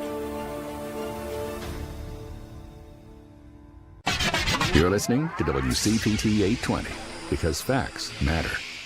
From city streets to political beats, you're driving it home with Patti Vasquez, where progressive talk fuels the ride. Thank you so much for joining us. We'll continue our drive home. I'm your host, Patti Vasquez. Hello to our friends tuning in on KTNF AM 950 Minneapolis, St. Paul, and our friends in Seattle on KKNW 1150. Of course, we're broadcasting here in Chicago on WCPT 820 Heartland Signal. And thank you for everyone who tunes in digitally, perhaps on apps, Facebook, YouTube, and all of our shows are available on podcasts wherever you download those, including heartlandsignal.com. Now, we talk a lot about the top headlines, and we're distracted by a lot of things that are going on, and of course, they dangle shiny objects, but really we need to talk about a policy and when the federal government decides to gut your health care, slash your food aid, or tell your doctor what they can and can't do. That fight obviously doesn't stay in D.C. You all know that. You've dealt with your providers, your health care, your insurance companies. It's in your clinic. It's at your kitchen table. When you're worrying about it, you're up all night. Our next guest has spent 6 decades proving that the place you fight back is local. Nicholas Freudenberg is a public health practitioner, a lifelong community organizer, and a distinguished professor emeritus at the City University of New York. His new book is Fighting for New York, Activism for Health and Social Justice since the 1960s. This isn't theory. It's a manual for all of us to learn from and take those lessons into our communities. From the young lord screening kids for lead poisoning to ACT UP forcing down the price of AIDS drugs to the fight for $15 an hour, Nick lays out exactly how regular people took on the powerful and won. And obviously, the timing couldn't be better. Thank you so much for joining us today. Are you staying hydrated? I don't ask people how they're doing. I ask if they're hydrating. Yes, I'm good, and thank you so much for inviting me. Oh, my It's pleasure. a pleasure to be here. Thank you. We need this conversation. Okay, so first of all, my son's one of his dream schools was Columbia, and he chose to stay in Chicago. So I'm a little bit selfish in that sense, but I know that Columbia, obviously, part of the start of where you began your activism when you were 19 years old, and this is amazing. So 1968, you got expelled for your activism. Is that right? Yes, that is correct. Oh, man. And so you sat down and wrote the playbook now. So tell us a little bit about that journey from 19 years old in New York at Columbia to this manual. And I mean, like some of the things that you wanted, that you were, taking with you this entire journey that you want to share with us so we can learn. Sure. So I was a student at Columbia, started in '66, and quickly got involved in the student movement there that was fighting around against the war in Vietnam and against the university's expansion into Harlem, taking over housing and public land and so on. And many of us were concerned about the role that Columbia was playing in the world, in New York, and in Harlem. And so we decided to do something about it. And I think that experience was really formative for me, that when people get together, find allies, we work to create alliances with community organizations in Harlem, with anti-war groups in New York City and in other cities, we can have an impact. And I think a large number of people, more than 1,000 people, were arrested. Some of us, a few of us, went to jail. I spent a week at Rikers Island, and it became a subject of my public health research and activism in later years. I joke that I learned as much in a week at Rikers as I learned in 2 years at Columbia. But what the experience of being an activist and making a difference and talking to people and organizing was that's what I wanted to do. And I think my path into public health was looking for a way to do that so I could support myself and my household, and I could also make a contribution. So I went back to school, and I actually went to City University, where I ended up teaching, a very different place than Columbia, and ultimately ended up teaching. And many of my students were themselves activists in community struggles around. I first learned about AIDS from my students who were working for the New York City Health Department, investigating a disease outbreak that at that time was called gay-related immune deficiency. And the limitations of the public response really convinced me that an activist response was needed. And so I learned from my students who were activists what was going on and how to do that, and saw my forum at City University as an opportunity both to teach and study activism and to participate in it. A few years later, seeing the development of the AIDS epidemic in New York City, I started to work in the Bronx and Central Harlem with people who were using drugs and at risk of HIV and AIDS for the variety of reasons that put people at risk. And some of the people we were working with in community organizations would occasionally disappear. You know, they would be coming to community meetings and then they weren't there anymore. And what we found was a lot of them got arrested and went to jail and ended up at Rikers Island. And so I went back to Rikers, having spent a week there a few years earlier, and found that this was really an ideal place to reach people who were at risk of HIV and AIDS. And with colleagues in the New York City Health Department and at Montefiore Hospital, which at that time was providing AIDS care and healthcare in general at Rikers Island, I actually ended up spending 15 years at Rikers doing research and program development, helping to connect people at Rikers back to their communities when they got out, to healthcare, to drug treatment, to employment, to school. And that was a really important learning experience for me. And what I found, and I think this reinforced my commitment to activism, was that many of the people at Rikers ended up there because of poverty, because of racism. Some of them did bad things, and some of them committed crimes. A lot of them used drugs, which were so available at that time, and of course still. But at their core, they wanted better lives. They wanted to go back to school. They wanted a job. And so we tried to develop a program that would help them to do that. And what I learned from doing that work is that many of the obstacles to people returning to their community, finding healthcare, finding jobs, connecting to their families, making up for the sometimes bad things they had done, was not always in their control. And that the circumstances in their community, the policing practice, the employment opportunities, schools didn't want people to come back from jail because they thought they were gone, you know?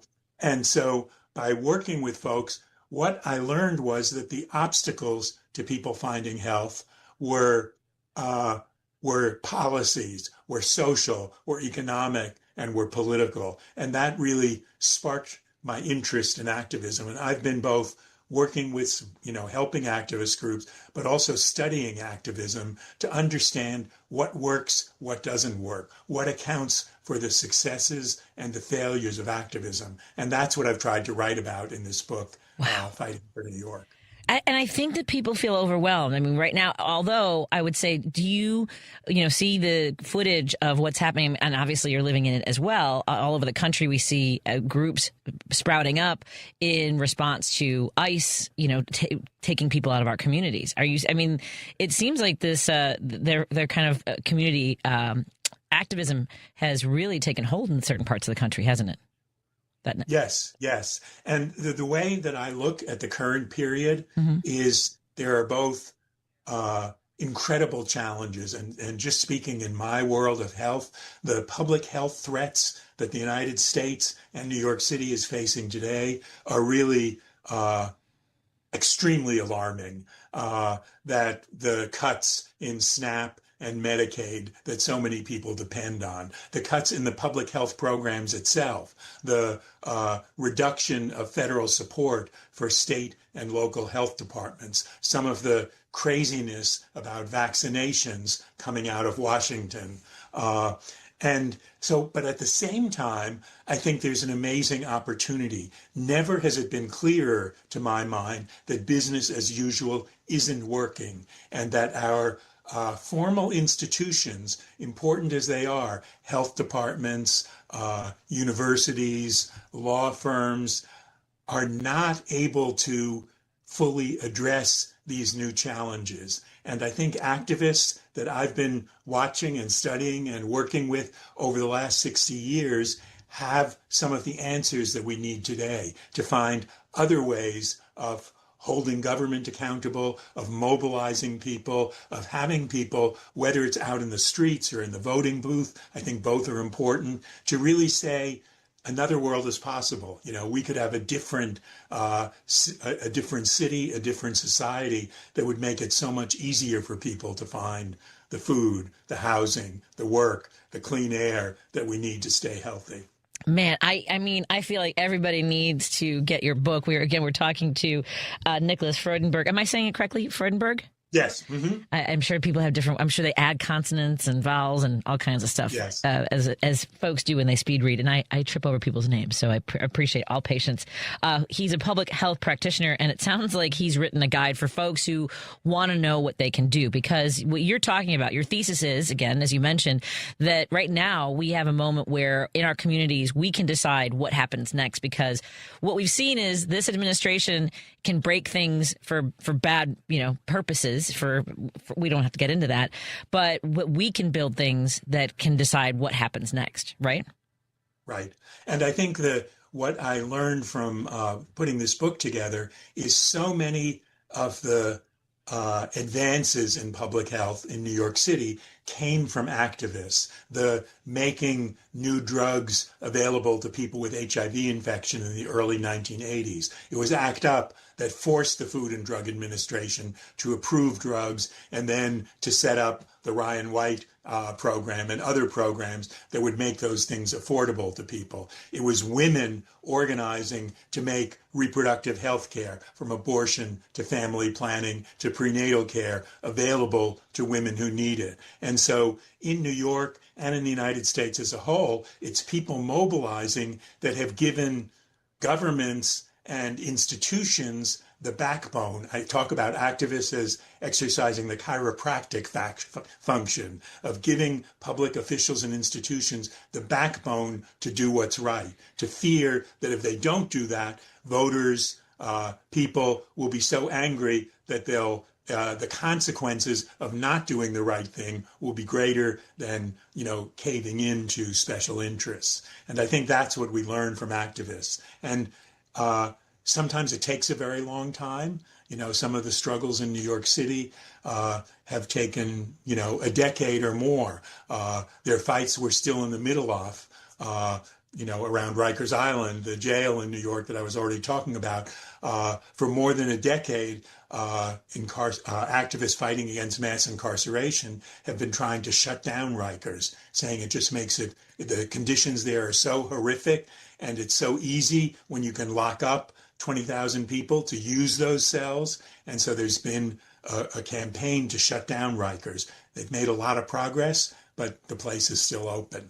When I started working at Rikers as a public health person, there were 20,000 people there. It's now down to 7,000. And that's another success of activists, of saying that arresting people and locking them up should not be the first response. It should be the last response. Oh, amen. We are talking to Nicholas Freudenberg, and I told him when we started, before we began the conversation, I might hold him for another segment. So I am, and I promise to get you out in time. We are talking to Nicholas Freudenberg, and the new book is out already, right? Fighting for, right? This is out. Excellent. It will be out July 8th, and it's available for order from Columbia University Press and Amazon. How funny is that?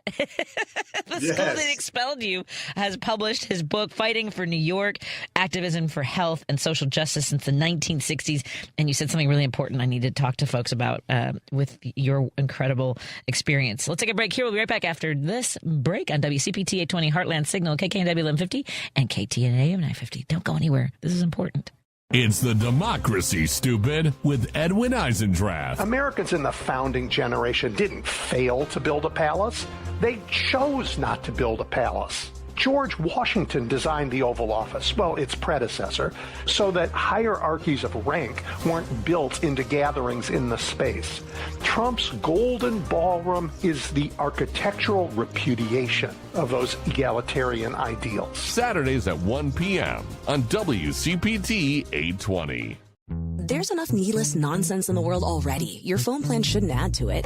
Verizon's new Simplicity plan cuts down on the nonsense in your life. Now there's just one plan, one price, $30 a line per month, even for a single line. And everyone gets our best 5G network. It's a phone plan designed to do exactly what a phone plan is supposed to do. Isn't that a lot simpler? Switch today at Verizon.com or at your nearest store. For new customers, $30 per line includes auto pay and switch discount. Additional taxes, fees, and terms apply. Unlimited data is restricted to on-device smartphone usage. Domestic data roaming at 2G speeds. At Blaine's Farm and Fleet, we know you do things your way. So why shop the same retail giants as everyone else when you can easily find the products you need and trust at unbeatable prices? Like $200 off a Hobart Handler 210 MVP MIG welder, now $999.99. Save $110 on 192-piece DeWalt Mechanics tool set. And all Steelworks welding stock 10% off.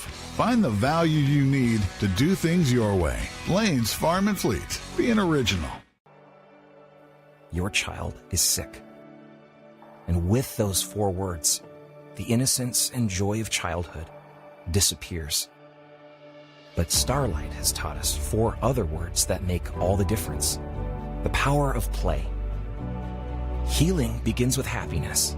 That's why Starlight Children's Foundation provides programs to hospitalized kids to deliver happiness when it matters most.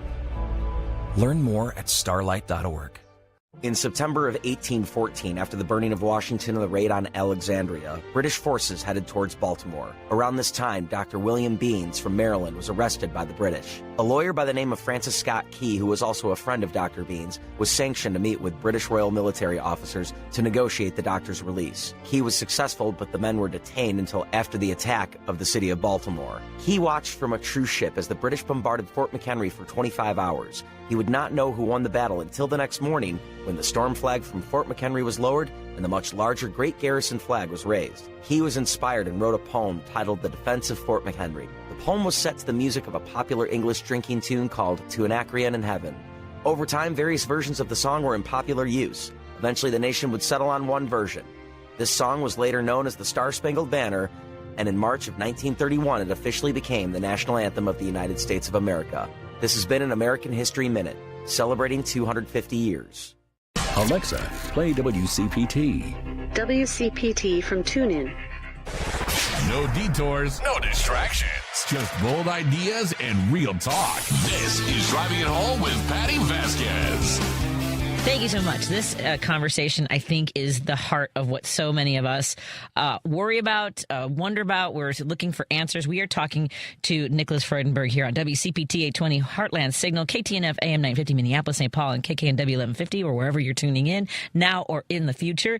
And Nicholas, you said something a moment ago that, and by the way, the new book is Fighting for New York, Activism for Health and Social Justice since the 1960s, available from Columbia University Press, where he was expelled in the late 1960s, over 55 years ago. And that's something important I want you all to know. It's out July 8th. Is that right? July 8th. Yes. So I can't tell you how much I've been trying to impress this upon folks. And I think you are the voice for this. There's no easy fix to this. And this, I mean, the things that have been broken, as I mentioned earlier, have been a long game plan, and we need to understand. So, with your, view of this over 55 years, 57 years, can you tell people this? I think part of it is, how do we pace ourselves? Because people want quick solutions. They want to see change happen fast. And you just talked about changes that happen incrementally. I mean, we could start with ACT UP. We could start with Rikers.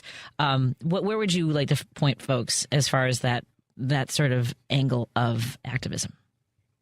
Yes. So I think what I learned from looking at groups and which groups are maybe more successful and less successful, I think activists need to define short-term victories, things that will speak to people's immediate concerns, and a longer-term vision.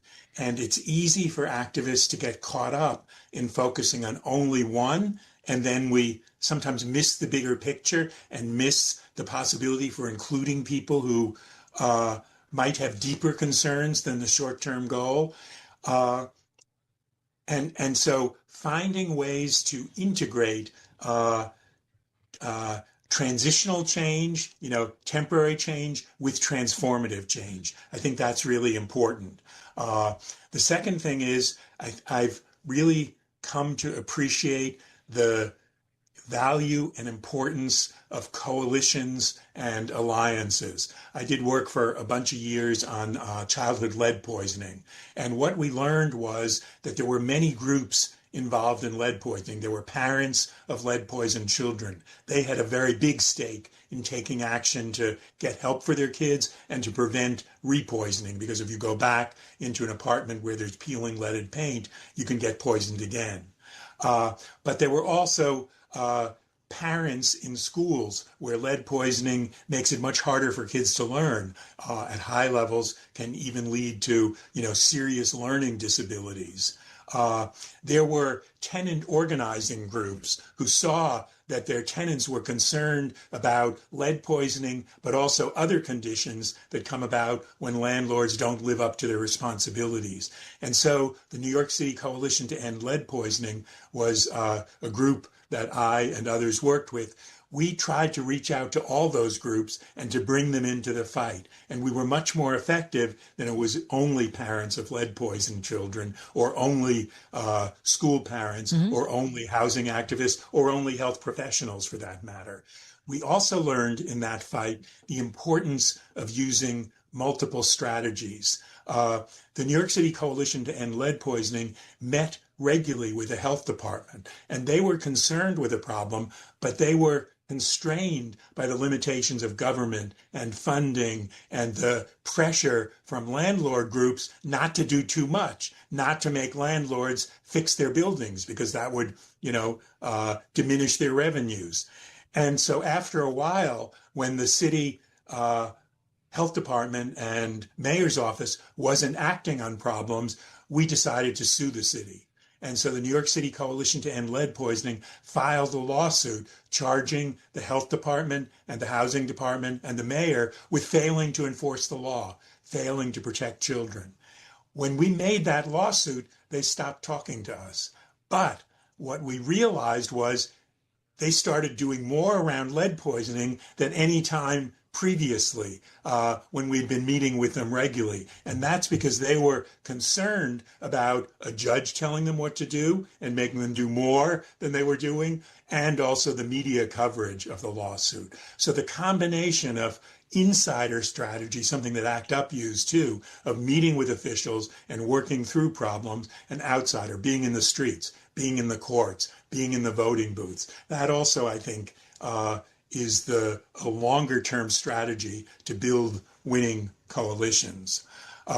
Those are a few things. I think the last thing I'll say in answer to your question is, especially what we're seeing today is the people leading in the White House and in Congress believe that they want to discourage people from thinking we have rights. They want to make people depressed about the possibility of making change. And so we think insisting that change is possible and showing the concrete ways is important both for a psychological reason to resist that message that it's all hopeless, for people to be fearful that no matter what they do, it's not going to make a difference, and also to nurture hope and optimism, even if it's going to take a while to reverse some of the damage that's been done in the last 2 years or the last 10 years for that matter. Now, as somebody who is the same age as your years in activism, because I feel like a lot of us do feel hopeless and helpless, and some of us feel like it's too late. And I want to encourage folks. I've often talked about how we need to start a book club, and this is the one, folks. This is the book that we are going to do our book club with, and we have to invite you back after it's out, maybe in August, and give folks a chance to read it and have a conversation with you again. So before we let you go, because I know that you're on a schedule right now. Somebody's listening in a neighborhood where a clinic just closed or benefits have been cut for their neighbors, and they're finding that funding just got pulled for something and they're furious. Tell them what's their first move. So look for allies. That's the first thing. What we can do together, parents, health professionals, city officials, is much more than what any one of those groups can do on their own. The second, to be very sure that we've carefully defined the problem, what's causing it, and we want to look for underlying causes. In health, there's a lot of tendency to blame individual behavior or to look for a solution to medicine itself. Medicine and healthcare is important, but we really need to identify the underlying social and political and economic factors and take those on. I gave a talk actually in Chicago a few years ago, and someone who had just started going to school in public health asked, he had encountered a problem, I think it was an environmental problem, and got discouraged about that he wasn't able to fix it in his first, effort at doing it. And what advice did I have for him? And I said, get old, that what I've learned is it takes a while, and to develop the patience and to see that the successes of a year ago or 5 years ago create the testing ground for creating the successes for tomorrow. So that is, I think, the parting advice I would say. Look for where you can achieve victories, find allies, and keep hope on your progress. Keep track of your progress. Well, I think one of our assignments right now, in addition to everything you just said about defining the problem, make sure that you know what's causing the problem, working with allies, folks. That's a very strong marching orders for us. And the next is to get the book. I believe the website is cup.columbia.edu. And then when the book comes out, the book again is this is what we need to be talking about. The book is Fighting for New York, Activism for Health and Social Justice since the 1960s. And we look forward to having you back, my friend. Really a pleasure to meet you. Can't thank you enough. I'm sure that people along the way have thanked you over the years. But I hope that you hear every single one of them. Every piece of gratitude. Thank you so much. Pleasure to talk. Thank you. Look forward to the next one. Have a great day. You too. Have a great weekend, everybody. Thanks for tuning in to Driving It Home. Love you, Lady B. And love you all. I was in the hospital with my son for 18 months. When he got injured, I wasn't prepared, but I knew I had to be strong. When I was told about John's injury, I was in complete shock. I just remember rushing into his room and giving him a big hug and letting him know I was there. These veterans and families are just a few of the heroes we serve at Homes for Our Troops. For thousands of severely injured veterans, everyday life is filled with barriers. It was really the little things throughout the house. Counters that you can't roll up to. How to drag my wheelchair down steps. I want to help, but he is so determined. At Homes for Our Troops, we build specially adapted custom homes with features like wheelchair access, roll-in showers, and automatic door openers that allow them to function independently and focus on their recovery and family. This house is freedom. It's hope. It's a new beginning. This house has given me my family back. To learn more, visit hfotusa.org. Amazon Business. Discover smart business buying, where unmatched selection meets AI-driven tools to simplify complex processes so you can focus on what matters most.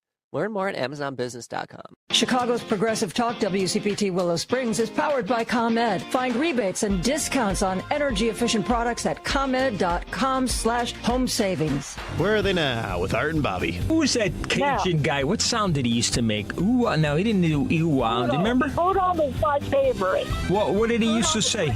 Bam? Was that the Bam guy? We're talking about Emerald. Emerald. Bam. Oh, yeah, Bam. Okay. Bam. Ooh, he used to go Bam. Ooh. Let me tell you. I think he took that from the Flintstones. Bam, bam. Bam. We had a show one time on the Flintstones, That's remember? Right. That's right. Bedrock. That was great. Wait, we're talking about him.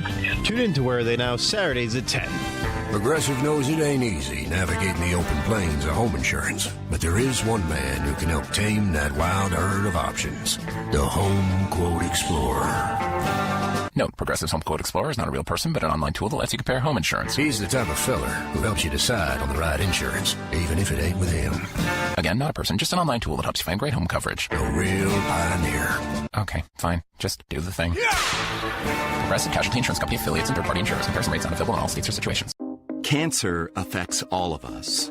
Today alone, 5,370 people in the United States will be diagnosed with cancer. That's why Stand Up to Cancer funds and develops the newest and most promising cancer treatments to help patients today. Stand Up to Cancer wants to provide you with every opportunity to join in this mission. By donating your home, land, or commercial property, you can help Stand Up to Cancer fund innovative cancer research. Donating eases the stress associated with selling a home and can also help lead to the next breakthrough in cancer prevention, diagnosis, and treatment. Stand Up to Cancer makes the process easy, and it may be tax deductible. It will take all of us standing up together to put an end to cancer as we know it. Help us save lives right now. Your home or property could hold the key to the next breakthrough in cancer research. Visit standuptocancer.org/giveproperty to learn more. Some journeys start small, with small pause and big purpose. Every great partnership begins with the first step. Bella, let's go. You don't just raise a puppy, you raise a future. Become a Dogs Inc. puppy raiser. Give a dog a purpose, give someone hope. Learn more at dogsinc.org. Chicago's Progressive Talk, WCPT 820, where facts matter. It's political. Step up to the bar. Thinking critical. Don't think at the bar, wherever you are, the politics bar. With Sean Smith, Pierce, and Jody Hamilton. Hey, Jody. Hey, Sean. What day is it? Friday. Exactly. It is Friday, also known as Friday. Friday evening, thank you very much. We are kind of yay about it. It's fun because it happens to be Juneteenth, everybody. It is. Juneteenth. We'll talk about Juneteenth. Juneteenth is great. Thank you, by the way, everybody who is joining us from all the radio corners of the world, whether you are joining us from WCPT AM 820 in Chicago, where we were this morning with Richard Shue and Karen. Obviously, we'll talk about that in a little bit. Thank you if you're listening on AM 950 in Minneapolis, St. Paul, or Georgia Now Radio in the ATL, or the Detour Talk in Tennessee, or Progressive Voices Radio worldwide, wherever you happen to be, or maybe you are one of our many future people who call and text and leave us messages and all that good stuff. Thank you very much if you are one of those wonderful people. Well, of course, we appreciate it even more if you happen to go to thepoliticsbar.com and subscribe. $6 a month. Look, it's really simple. It's $6 a month, and that's inexpensive. It's not bad, right? I mean, decent price? Right. Okay. But then if you do the annual subscription, it actually breaks it down even further to $1.25. Now, there are other ways to do it. For example, you can gift a subscription to somebody. You can do a group subscription. I always get that wrong. I'm grabbing. I don't know why. It's, threesomes, whatever. Hey, Jared. Anyway. Jared. Poor Jared. Well, no. I think, look, okay, so Jared's on vacation today. Karen and Anita. See, Karen is doing wedding stuff. Karen and Anita from True Blue Politics. Anita fell ill with something, so we hope she's doing okay. Yes, we do. But and Karen has had a wedding, so that's fine. So then we're like, oh hey, it's Juneteenth, it's fun, and we reach out to Carolyn Fiddler. She's like, well, I've got a World Cup party I'm hosting, so it's like okay. So we reached out to Charlie Pearson. He says, yeah, I have I conveniently have something, and it's like really everybody is watching the World Cup. It's almost like everybody gay. Exactly. Thank you, Joan. Only more like is everybody watching the World Cup. So fine. Frangela, BDD, everybody's like, I'm sorry, I'm busy. Look, it's World Cup happened earlier today. U.S. versus Australia. Do not tell us the score. We haven't looked. The game was starting about the time I left for the bar. So when I was in the Navy, by the way, they used to tell us this is early 90s. So they told sailors that, when you go on a Westpac tour, you go, over to Persian Gulf, whatever, you'll probably stop in Australia. Okay, that's fine. And they said, be aware that because Australia is very misogynist, has a big history of misogyny, that many of the Australian parents of girls know this, and they know that even when American men are a little bit more misogynist, they're significantly less misogynist than Australia, because at that time there was literally 4 men for every 1 woman on the continent. So, or no, it was pardon me, it's the other way around. It was 4 women for every 1 man. Yeah, because 4 men for every 1 woman is Alaska. Right? No. You're right. Correct. Jody's right.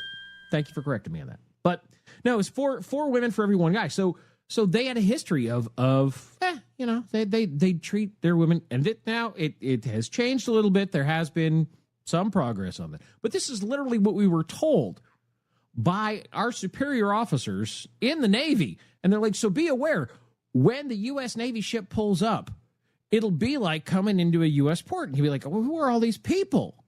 And they're like, they're Australian families with their girls who would like to date an American soldier, because you're going to be treating them better than the Australian men will. So just to understand, if you do go on a date with them, treat them nicely, because don't mess up our reputation.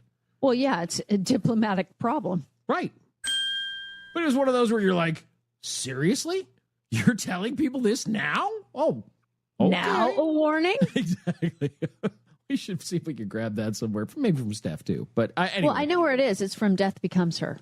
Right. No, I just meant the actual file. I think Bella has it. Which, by the way, Bella will be coming in here in the upcoming weeks. Yeah. Bella, Barb McQuaid, Parker Malloy is coming. Your friend Emily Hardy, she's an actor and producer. Yeah, she just sent me all of her stuff, and she's happy to talk politics, but we want her to sell some stuff that she's doing. So, which is good. Mm-hmm. Look, I mean, there are things other than politics. I think it's important that people understand especially Juneteenth. Juneteenth is political, but it's also important.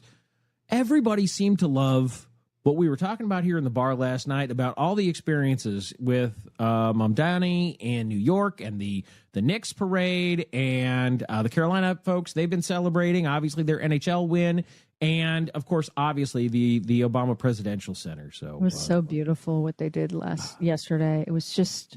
I decided it'd be nice to throw in a little Juneteenth gift for everybody in the News on Tap today. If you are subscribed, you already have the gift in your email box. Put the full videos from C-SPAN of both Barack and Michelle Obama. Nice. Yeah. So if you haven't seen it, if you only seen clips, you can just sit there at some point this weekend and let those speeches roll and be like, oh, yeah. So Juneteenth is great. Juneteenth is, like we were saying this morning on WCPT and AM 950, because, Richard's on both of those. Mm-hmm. It is a celebration of freedom. It's kind of like it's the second Independence Day, but it's almost kind of like the more important Independence Day. To me, it is. I mean, we said that this morning. I'm like, it should be a bank holiday. It should be, school's out, but right. Well, there are in some places people have year-round school, but for those who do have year-round school, it's out in most of those because it is a national holiday. So, but it's not a bank holiday. It's not a postal holiday because I'm going to get mail, and so it should be one of those, like a bigger celebration. I think it's it should be more important than it. Remember, it only became an official holiday in 2021. 5 years ago. Yeah, because of 5 years Uncle old. Joe. Thank you, Joe. We appreciate it. We love Joe. Yeah. It was great to see him and Dr. Jill, along with all the rest of them, in Chicago yesterday. Even GW, man. I do not like a lot of his policies, and being that neither does Barack, and neither did Clinton. So no. I mean, they were the two that bookmarked him. Well, this morning it was interesting hearing Olivia Troy over at Steph's place. Yeah, and I've been listening to Richard Chu. I've been listening to obviously some of the MS Now folks, some other podcasts. A little bit of CNN, a little bit of C-SPAN. The general thing is that, look, a lot of what George W. did, or what the Bush-Cheney administration, it's a better way to put it. There you go. Especially some of the worst parts of it were Dick Cheney, and we know that. It was the first 5 years of that 8-year stretch really was Dick Cheney running a lot of things. That's what created the big rift between the two of them. There are multiple books that have recounts of that story of the two of them having a great big fight where Dick basically told George finally, well, I've been the one who's running the country. And George, sitting in the chair behind the Resolute desk, says, I am the president. And Cheney's like, oops, overstepped. And that created a big rift then, because then George agreed with some of the stuff, but other stuff, it was, it's about the way it was presented. Well, I was in a room with Bush. W. Jr.? Yes. Mm-hmm. Well, I met his dad the same night. Oh, okay. And I was in the back of the room because my mom was getting the Kennedy Center honors. Yay. In 2005. So it was, second term. Remind me again, what's the place she got her honors from? The name the of that? Kennedy Center. Oh, yeah. The Kennedy. Notice, no Trump there. Just Kennedy Center. Yeah. Anyway. So, and it was the rainbow thing that the KISS people don't have, whatever. Right. Anyway, I'm mad at people I know that in that band. But anyway. Sorry, Gene. Just the way it is, dude. Not him. It's other people. Anyway, so I expect it from Gene. Anyway, so she was on the dais basically with her and Loretta Lynn and James Brown and right. The other two people, and I apologize for the other two people that were there. Mm-hmm. And so they were all sitting there, and I was at the back of the room. Okay. And it was not, it's the room. It's a big room, but it's not ginormous. Right. So you could see everybody. And so he's standing there and he's being super adorable and super charming. Mm-hmm. Which, George W. was a successful politician. He's going to have some ability of charm. Yeah. Yes, but I never saw it over the TV machine. Okay. Okay. It was in person. Like, you could see it with Bill Clinton over the TV machine. Right. Although people have said, any number of people who have met him in person say when it's in person, it is. Oh, it's even more. Yeah. I've met him once. It's like, I get it. I would have dropped trowel right there. I'm like, you're the only person in the room when you meet this man. It's insane. But I did not meet the president at the time, George W., because I didn't want to say, it's nice to meet you, sir, because I did not feel that way. I did not want to lie to him. Right. And that goes to your credit. Definitely to your credit. But he, in the room, I was like, I was laughing. He was self-deprecating, unlike the Orange Man. He was very adorable, and his policies, chapped my hide. But as a human, this is why I think he and Michelle get along with the Altoids and that whole thing. It's like, he's a very charming human, much like Ronald Reagan, charming, bad presidents. Right. Charming people. Some of the people that I worked with when I worked for Laura Ingraham and when I worked for EWTN, I understand that they mean well.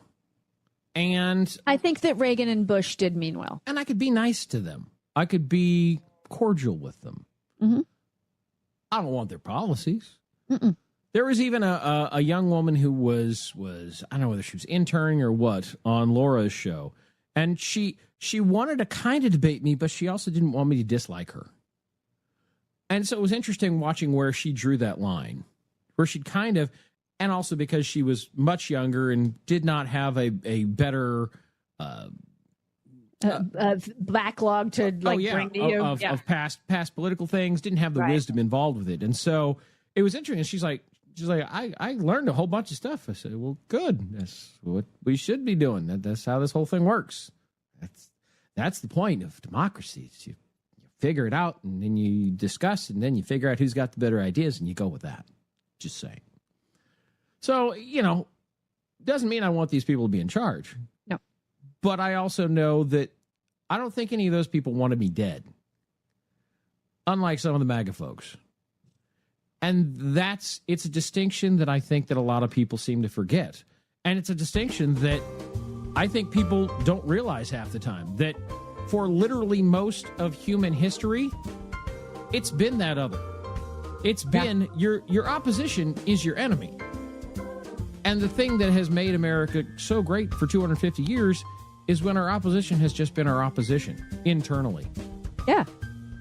That's kind of how we got to this point. We wouldn't have gotten here. I can argue peacefully with friends of mine that disagree with me politically. Right. Or about TV shows. And we can still hug and go, bye-bye. Right. Exactly. That's how it works. Look, it is a family night here. We've got some voicemail, some comments from you guys, obviously, coming in. We will be talking, obviously, about Juneteenth and about the politics of the day as well. And we have a very good drink of the day that is tied to the day in a very obvious way. Look, freshen your drink. Come on back. It's Friday night at the Politics Bar. We'll be right back after we pay some bills at the Politics Bar. The Bob Cesca Show. Bob Cesca. This is great news from my man crush, Zoran Mamdani. The headline is, landlord targeted by Mamdani agrees to forgive back rent in 5,100 apartments. Wow. Getting done in New York City. The new owner of more than 5,000 mostly rent-stabilized apartments says it agreed to waive millions of dollars in unpaid rent that tenants owed in the years before a high-profile bankruptcy sale targeted by Mayor Zoran Mamdani. Summit agreed to forgive tenants back rent during a recent meeting with leaders from the Union of Pinnacle Tenants. Many tenants began withholding rent because they had been dealing for years with unsafe conditions, while others fell behind because they could not afford their monthly payments, according to the tenant union. They may now get a blank slate. Man, that's got to feel good. Yeah. Can you imagine? I love that man. Emerging out of that? Yeah. Oh, my God. It's too bad he can't be president. I know, but you know what? Nothing gets me hotter than a man with a big, thick policy portfolio. But see, here's the thing about what you just said, Jody. He can't run for president, But every single Democrat running for office right now, and certainly running for president in 2028, can adopt the Mamdani style, can do what Mamdani is doing, whether it's policy, whether it's his overall uplifting, optimistic point of view, the values that he exudes as a leader. These are all things that you can adopt. I mean, this is all stuff that you can use the Mamdani template, and it's going to be successful. This is great news out of New York City. Thank you, Zoran Mamdani, and all the New Yorkers who made him mayor. Bob Cesca. It's the Bob Cesca Show. New episodes every Tuesday, Wednesday, Thursday, everywhere you get your podcasts, and at bobcescashow.com. Stephanie Miller. I get to say my favorite sentence in the entire world. Here comes Kathy Griffin, hero of democracy. Hello. How are we going to do this? Because I know we're both going to want to talk at the same time because it's a love fest. I am so in love with you. You are so important and wonderful and funny and brilliant, and you are who I aspire to be. When I grow up, I want to be you. No, you. Stephanie Miller, weekday mornings 8 to 11 on WCPT 820. How do you know your home? At Habitat for Humanity, we believe it's when you find peace, stability, and safety. But 1 in 3 people on Earth woke up today without a good home. Not because of chance, but because of high costs and other very real barriers. A housing crisis this big needs all of us. So let's open the door to opportunity and build a tomorrow where home is possible for everyone. Visit Habitat.org to learn more. Again, that's Habitat.org. Habitat for Humanity. Let's open the door. Real talent is defined by what people can do, not where they learn to do it. So by stopping at the education section of a resume, you might throw away the perfect hire. You might miss someone who has valuable skills to offer to help your business thrive right now and in the future. Because the truth is this: Skills First Hiring helps you see talent others miss, like more than 70 million stars, skilled through alternative routes. When you let their story unfold, you gain a competitive advantage, because hiring managers who start with skills are 60% more likely to find a successful hire. See the real person, complete. See what others miss. Hire skills first. Learn why it's a competitive advantage at tearthepaperceiling.org. Brought to you by Opportunity at Work and the Ad Council. Because facts matter. You're listening to WCPT 820. It is Friday night, Juneteenth, here at the Politics Bar. Thank you very much. Everybody who is celebrating and hanging out with us here on this wonderful evening, thank you. If you have reached out to us on any of our social media platforms like Blue Sky or Threads or Instagram or Facebook or Substack or Twitter or YouTube, we are at the Politics Bar on all those. Thank you very much. Thank you, by the way, for being at the Politics Bar with us. Thank you to everybody also who reaches out on the bar line, whether you are doing it by text or whether you are doing it by voice, 213-677-7258. That's 213-677-7258 or 213-677-SALT. Like in your margarita or on your chips or whatever. I am not your dietitian. I do not tell you what to eat. You don't either, Jody. You don't tell them what to eat. We'll give you advice occasionally. Here's a good thing. You could try this, whatever. I do like nachos more than I should. They're yummy.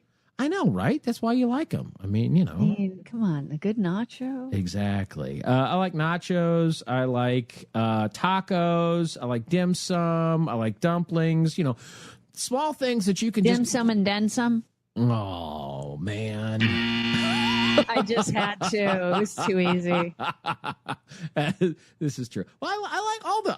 I am very much an American that way, where somebody's like, "Oh, here's a little thing from my culture." Oh, here. That is interesting about our country, that we like American food is an amalgamation of everybody else's food. Mm-hmm. I mean, we have our burgers, which is German. We have, it's a whole mishmash because it's our country. Right. But look, the thing that I really wish that I'd see more in America is what we used to, how we got to be here, is that we went around to everybody in the world, or more like everybody in the world came to us. Right. And we just said, I'll take the best of this and the best of that and the best of this and the best of that and the best of everything from everywhere. And then we mashed it all together and we made up our own thing. It's kind of like, and we're still doing that. But not as much as we used to. I know. Because of the extreme right-wing nut jobs who insist that they want a monoculture. They argue against it and they say, well, there's only one political party, which is not true. And then they say, saying that there's only one of something like that, that means it's a mono. It's a monoculture is what you're saying. And then they go, well, we want something different. And you say, okay, well, what do you want that's different? And then they say, well, we only want European white people. You can't argue against a monoculture by saying that you want a monoculture. But then which Europeans? Because Spanish, French, Belgians, Italians, German, Polish. I mean, that's German, Scottish, Polish, Scottish, Irish, English, Irish. I mean, it's a whole. Right.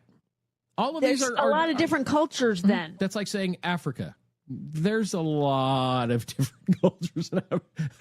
Jody DeGo's big eyes. Yes, exactly. Don't get me started on, because I play this game that Chris turned me on to called Global. Okay. Yeah, you mentioned it before. Yeah. Okay. How's it work for those people who in the bar who have not seen this? Okay, so it's a game on your phone, on the internet, or on your phone. I do it on the internet on my laptop because the phone is so small. So basically, you hit the globe and you guess a country. Okay, and you're supposed to guess the country that they're talking about. Basically, this is the country we mean. Right. So you have to guess it. So Christopher, thankfully, said Egypt, because it's basically in the middle of the world. Okay, kind of, yeah. Right? And so most of the countries are in Europe, Africa, Asia. Every now and then it's on our side of the world. Okay. Which it was today. In fact, a few weeks ago, Egypt was the country, so it got in one. It's like Wordle. It's like Wordle, but with geography. countries. Yes. Right. And so I've learned a lot of African countries because it's like Egypt, 1,500 miles. Okay, where do I go? 1,500 miles from Egypt is, and Egypt, by the way, is in Africa for those of you that don't know. Just for all y'all. That was always one of my favorite parts of National Geographic is learning about the different nations and where they were. And I've learned a lot about South Pacific South Pacific countries the islander countries. Yep. Yes, I mean there's teeny tiny little ones, and then a lot of countries. I mean, I'm learning a lot of different countries in Africa that I knew about but I didn't know. I mean, today was a country in Africa. No, today was over here. Yeah, it was over here. Oh, what was today? Who was today's? Bahamas. Ah, okay, like that. Teeny tiny, by the way, because it was like 6,000 miles from Egypt. I'm like, I'm going to the U.S. I'm just going there. You know, because once it's far from Egypt, it's like it's got to be the Western Hemisphere. All of these people, I mean, that's just it. Is that everybody comes here? That's who we the people are, and that is in fact exactly what President Obama laid out yesterday. Here, let me play this. Through petitions and protests, marches and strikes, moral appeals from the pulpit, and conversations at the family dinner table. Men and women from all walks of life, of every color, every faith, every region, took up the cause of democracy and made it their own until we, the people, came to include not just some of us, but all of us. Amen. Yep. Because that's what we the people are. That's what I've always... I have never understood it, especially some of the dude bros who often, if you speak in sports to them, this is one of the reasons that it helps. Even if you are more on the arts side, I always found it interesting where I went to high school. A lot of the people who were involved in the arts were also involved in sports and vice versa, and it helps to understand. It helps to speak sports for those people who are like, oh, sports are dumb, or a topic like guns. Oh, well, I hate guns. You should still learn a little about them so you can speak gun when someone comes up to you on a topic and speaks, and they're obviously speaking in gun.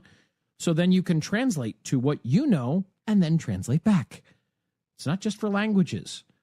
And when you speak sports to people, the easiest way to explain America is, so you got a team, basketball, football, soccer, okay? You are playing fantasy soccer. You are playing Fantasy World Cup. Who do you put on your team? And they'll be like, well, I'll look at the stats and I'll, see how many goals they made and, how many they've stopped and how you go, okay, so you're looking at the stats. Right. Yeah, sure. You go, do you care if they're, 5'6" or 6'6"? No, not really. Okay. Do you care if they're male or female? I mean, we're going to build a team, be a co-ed team. No, I just want the best stats. Do you care if they're white or black? Do you care if they're from America or South America or Australia, Egypt? Somalia. Right. No, man, I want to win. Duh. So if you're going to build a nation, why wouldn't you do the same thing? A nation is a team. You're building a nation. Let's pick people from everywhere because that would make sense. Well, okay, yeah. And everybody's going to have different roles because on a team, like a soccer team, they got different roles. They do different things. Goalies, different strikers, right. Okay, sure, right. But they're all equal because everybody on the team playing is all equal. Well, yeah, that's fair. So why wouldn't you do the same way? This is speaking politics, but in terms of sports. Mm-hmm. If you're going to speak it in terms of theater, so you got a lead actor, lead actress. You got supporting actors and actresses. You got background characters, but they're all actors. If they're all union, Jody, do they all get their fees are all based on the same union scale? Absolutely, it's scale. It's literally called scale. Mm-hmm. So it's based on the fact that they're all even though they're depending on what they're doing depends on the scale. Right. But the fact is the scale is even for everybody. Yes. Each role gets something different, just like each role in sports gets something different. The goalie gets something different than the striker gets something different. But the fact is that as a player, just as a actor, they're all the same. Sounds like a great way to run a country. Just saying. It's, this is, for those of you who don't understand, this is how you speak politics to those people who don't speak politics. You find out what they're interested in because you're going to find that things are pretty universal all along your conversation with them. And once you find that out, hell, man, it's like speaking a language. Then you're just translating from your language to their language. That's what Barack Obama is so fantastic about doing on that. So Chris was saying this morning on Stephanie's show, this is our America. We just have to choose. Yes. Chris is right. He was right. He was right. We are still that America. That's what Barack and Michelle were saying. We are still that America. And look, we know this because, so here's another example of how people who don't speak politics. When we say, when you get a pollster who says, well, does the Democratic Party need to go further left or further right? You and I know what that means, right, Jody? Yeah, she's... You ask anybody here in the bar, most of you here in the politics bar, you guys get that. Your average person who doesn't speak politics, who that's not their thing, if they thought about it, they might ask you, what does it mean to go left or go center? Go right? What does that mean? It's going to be hard for a lot of people. If we ask you, what does that mean? Could you answer it, Jody? Nope. Yeah. Because it's hard. But what it means in terms of, to us, we believe that everybody should have a living wage. Mm-hmm. People who are further on the political right believe that people should be able to make as much money as they want and pay anybody whatever they want. Mm-hmm. These are very different things. Mm-hmm. When you apply them in reality, these are very different applied realities. But that's what they believe. This is what we believe. Mm-hmm. But across the board, a lot of people pick and choose, and they oftentimes pick things that are diametrically opposed. People will say, well, yeah, if I own a business, I should be able to make as much money as I want. Also, I support a living wage. You go, well, okay. And they go, but you shouldn't make me pay. You go, whoa. You can't say that you support a living wage and then say, but I should be able to pay people whatever I want. These are two diametrically, and yet there are people who believe just that exact thing. I had an old friend of mine. I've known him since high school. Mm-hmm. I asked him about Social Security cap because he makes a very good living. Right. And I said, what do you think about raising it? He goes, I think that's fine. I said, so you're not as conservative as you think you are. Right. That's just it. Is that, and a lot of people, they don't understand. And I think that's what one of the things, a lot of Democrats out there need to understand that policies are not presentation.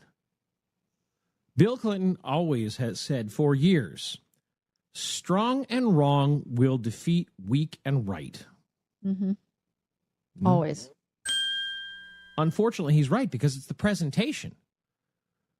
Now, if you're strong and right, if you are strong and correct, that'll defeat the bad guys. Mm-hmm. But there are an awful lot of politicians out there, especially Democratic politicians, who believe that the policies will sell themselves. And they should. The idea They that should.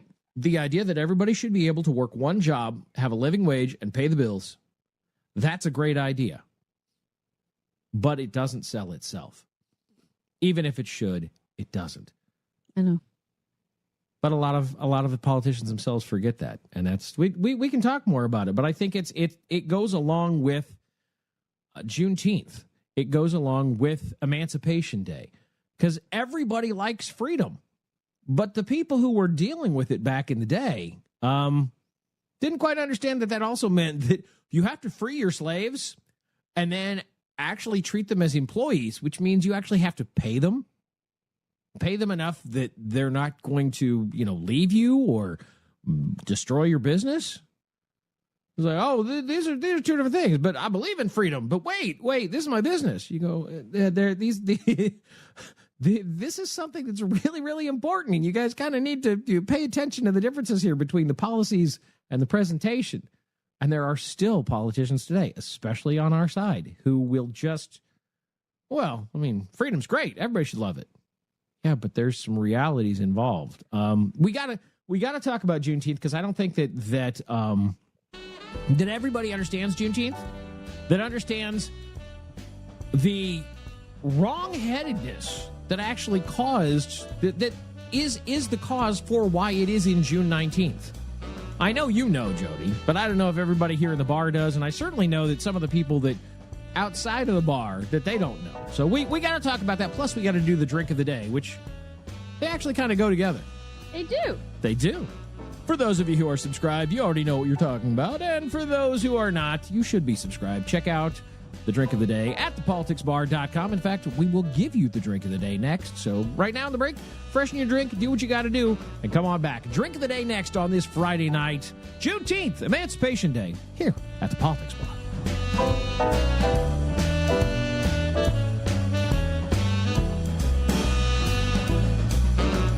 We'll be right back after we pay some bills at the Politics Bar.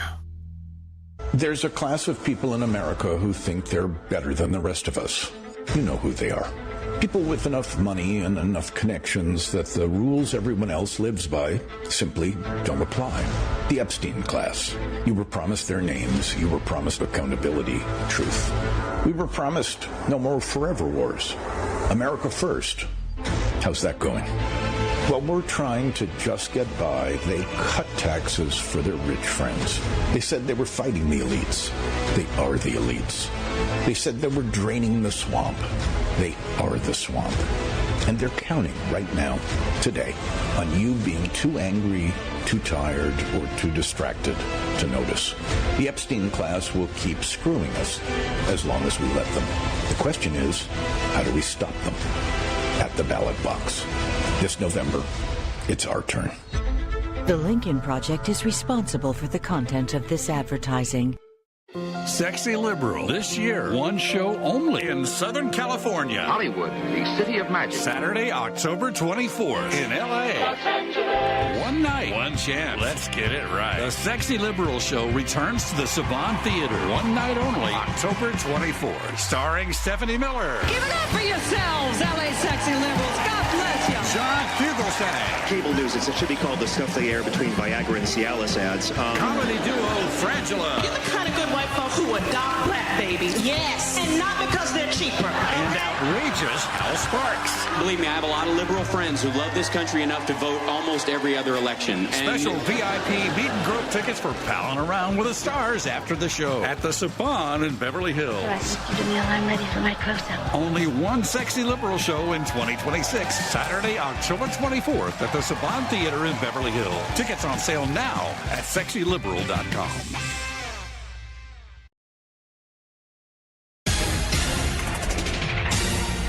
You're listening to WCPT 820. Here's the latest Chicago weather update. From the Weatherology Weather Center, I'm meteorologist Phil Jensko. Some cloudiness in the region tonight. A few showers and storms are possible as well, as lows make it down to around 60 degrees. Winds turn to the west-southwest, 5 to 15 miles per hour. Saturday, a spotty shower still possible early, sunny for the afternoon. Highs top out near 80. And then Saturday night, a few clouds and lows head back down to 60. That's your latest Chicago weather update. Right now, it's 75.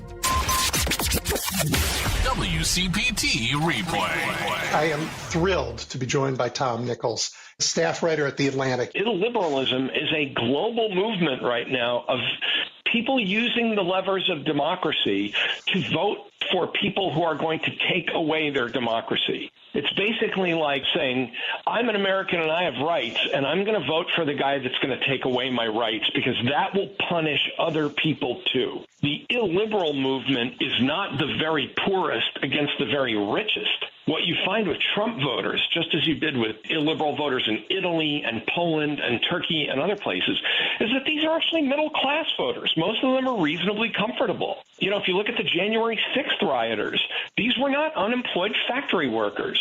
These were chiropractors and retired cops and real estate agents. Keep listening to WCPT 820 because facts matter. Listen to the Tom Hartman radio program every weekday from 11 to 2 right here on WCPT 820, where facts matter.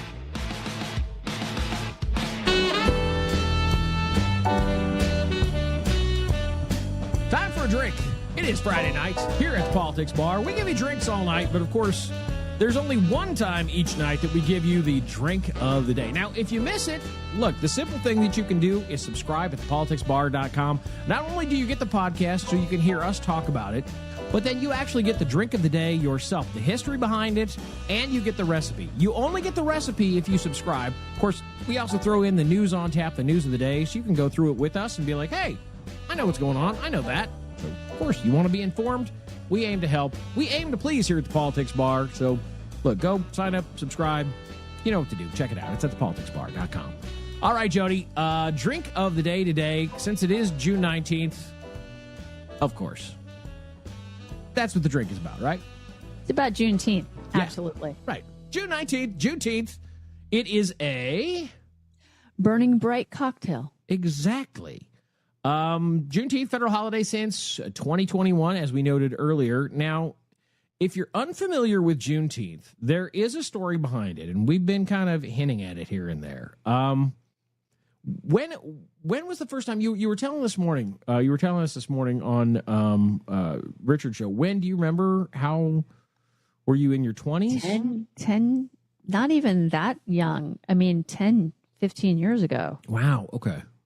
I mean, I'm almost 60, honey. It's in my 40s. Wow. Okay.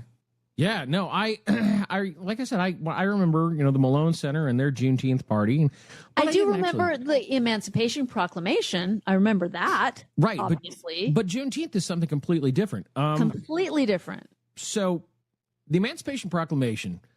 So Abraham Lincoln, during the heat of the Civil War in 1862, he basically issued an ultimatum to the Confederate traitors. Which, remember, if you are one of those people who would like the South to secede, not because you're outside of it and you're tired of them, but because you would like to be a racist person, congratulations, you're still a Confederate, which, by the way, is another nation, which makes you a traitor to the United States. Just saying. Mm-hmm. Anyway. And y'all with the Confederate flags, traitors. Yep, exactly. President Abraham Lincoln in 1862 issued an ultimatum to the Confederacy saying, look, I'm going to give you 100 days and you better release all your slaves. Right. And they were like, yeah, whatever. So he issued the preliminary version of the proclamation on September 22nd, 1862. That was time enough, even before they had the internet then, when, you'd get it in your newspapers and you'd hear it by, the town caller. And town crier, yeah. Right, exactly. So that all the African Americans, all the enslaved and free African Americans around the country knew, most of them did. On the evening of January 1st, 1863, they named that as Freedom's Eve. And they were many times gathering in their churches and in private homes on what they call watch night about news that the proclamation would go through, and at the stroke of midnight, it did. So they knew the enslaved people, especially in the Confederate-held states, were declared legally free. But a law is only so good as you can enforce it. Exactly. Mm-hmm. This is where Juneteenth comes in. So that next day, January 2nd, Union soldiers, many of whom were black, marched into plantations and cities across the South and read aloud from the Emancipation Proclamation, spreading the news that the enslaved were free, which is great. But then you get to Texas. And Lord knows I have my issues with Texas. Well, specifically the University of Texas Athletic Department. But and some of the politics there, that kind of thing. Not exactly a fan of certain politicians in Texas. But Texas in 1863 was still under Confederate control. Mm-hmm. In fact, actually, even though the war was won and Confederate General Robert E. Lee surrendered at Appomattox here in Virginia in April 1865, there were still people in Texas who... Basically, some of the Confederate slavers had literally picked up and moved to Texas because they're like, well, you don't know about it, so it didn't happen. Mm-hmm. It was about 2.5 years that the slaves that were in Texas didn't know that they were free, which always just infuriates me. That's the thing about June 19th. On June 19, 1865, General Gordon Granger, under orders from Major General Philip Sheridan, arrived in Galveston Bay, Texas, along with some 2,000 Union troops to free... Galveston, related to Tallarico's girlfriend. Mm-hmm. About 250,000 slaves were in Texas. Mm-hmm. And they issued General Order Number 3, which basically had to restate the Emancipation Proclamation and say that all the slaves were free, which pissed off so many of the white racist slavers. But that's why the holiday is Juneteenth. It's June 19th combined because it is the moment, a key moment in the Reconstruction era, when the black people in Texas who had not known they were free for 2.5 years, suddenly we found out and were able to realize the beginnings of freedom. I still wish that we had followed through with Reconstruction the way it should have been. I know. I mean, we screwed that up big time. Well, if we hadn't screwed that up, there may not have been Nazis, since many of the horrible things that they did, they picked up from the racists in the South, from the Confederates. So just imagine how the entire 20th century would have been different if we had continued Reconstruction all the way through. We had the KKK. We had... I know. But we are the best and the worst country at the same time. Mm-hmm. We have the most potential. If anybody asks you what makes America the greatest country in the world, one of my favorite things from the newsroom, which is still at the beginning of that series, we're not the greatest country in the world right now. Definitely not. Not even close. But I still think that we have the most potential of any country in the world. And that's what makes it so sad when we screw up and do things like put Donald Trump and these Republican monsters in charge. Mm-hmm. We have the absolute most potential because even in the midst of all of this, there are still people from other corners of the world, some of the best people in the world, who still want to come here because they go, your government right now sucks, but it'll change. And the people here are pretty good. Yeah, cross fingers, cross eyes, cross legs, cross toes. Right. I think we have the best potential. We do. Because we have, 200 plus, 250 years of... We're a young country. Yeah. God. We make so many mistakes when we're young, as human beings and as nation states, cities, governments. But we're a young country that is still trying to shake off the BS of the white nationalists. I mean, today when Richard said she didn't say the right things, Kamala, and I said she didn't say the white things. You were correct. I wish I had the bell then. Yeah. It was when he said that, I was like, that's correct. But you are correct. Because she was also a woman and happened to be not white. Right. We have a lot of issues still to get past. Misogyny, racism, bigotry. But I still think we have the best potential. We do. We still do. And I have to believe in that, or I'm going to just burn it all be down. More Irish and Scottish than I ever wanted to be. Right. Burn it all down. Right. Exactly. Well, speaking of being Irish, kill my liver, basically. Well, speaking of being Irish and Scottish, hey, booze. How do we make a burning bright cocktail? All right, you need a pre-chilled coupe glass, a shaker, a half ounce of lime juice, always freshly squeezed, children. Half ounce of pink grapefruit juice, yummy. Also freshly squeezed. Which is just that together sounds yummy. Exactly. 1 bar spoon. Powdered sugar, fine sugar, or white sugar, and mortar and pestle. It's a thing. Right. Now, powdered superfine sugar is different than powdered sugar. Right. Powdered superfine sugar is white sugar. You need a strainer to do it. I've done that in baking. You have to do it with baking sometimes. And it's different than powdered sugar, which is, it's going to be, powdered sugar is even smaller. This is basically sugar, but just ground down. White sugar ground down. Yeah. There you go. 1 2/3 ounces of light white rum, charcoal filtered 1 to 4 years, if you can find it. 1/3 of an ounce of Amaro Montenegro. 1/3 of an ounce of vermouth. Also vermouth, yes. And for garnish is a coin-sized grapefruit zest twist.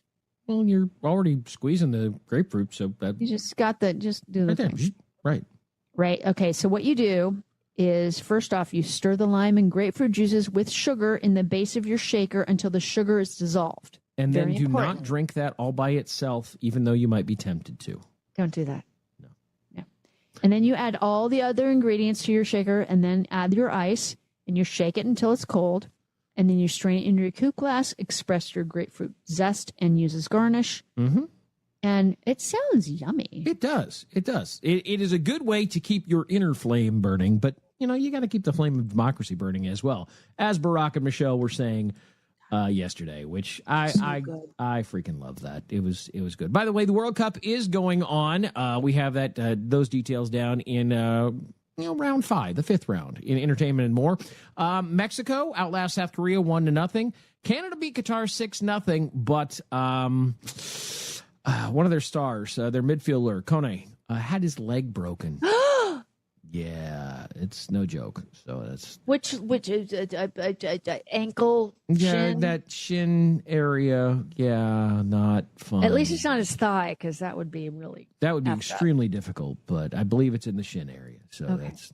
I mean, it can U.S. be today, healed, by the way. We'll look later. See what the score. Not gonna say anything by now. By the way, heading toward the All-Star break, Major League Baseball announces that the Home Run Derby is returning to a swing-based system. It's been timed before for the last decade or so, where they have a set number of time and it's how many home runs you could hit. Now it's you get so many swings. That's it. Oh, so you only get that's what they used to do about a decade ago. So you get 15 swings or 20 swings. So each round. So, yep. By the way, WNBA, Angel Reese had 21 points and 11 rebounds. Her team, the Atlanta Dream, got a 108-101 win over Caitlin Clark and the Indiana Fever. And while they are competitive, they do not hate and loathe each other's guts. So no, I mean, most people in the sportses,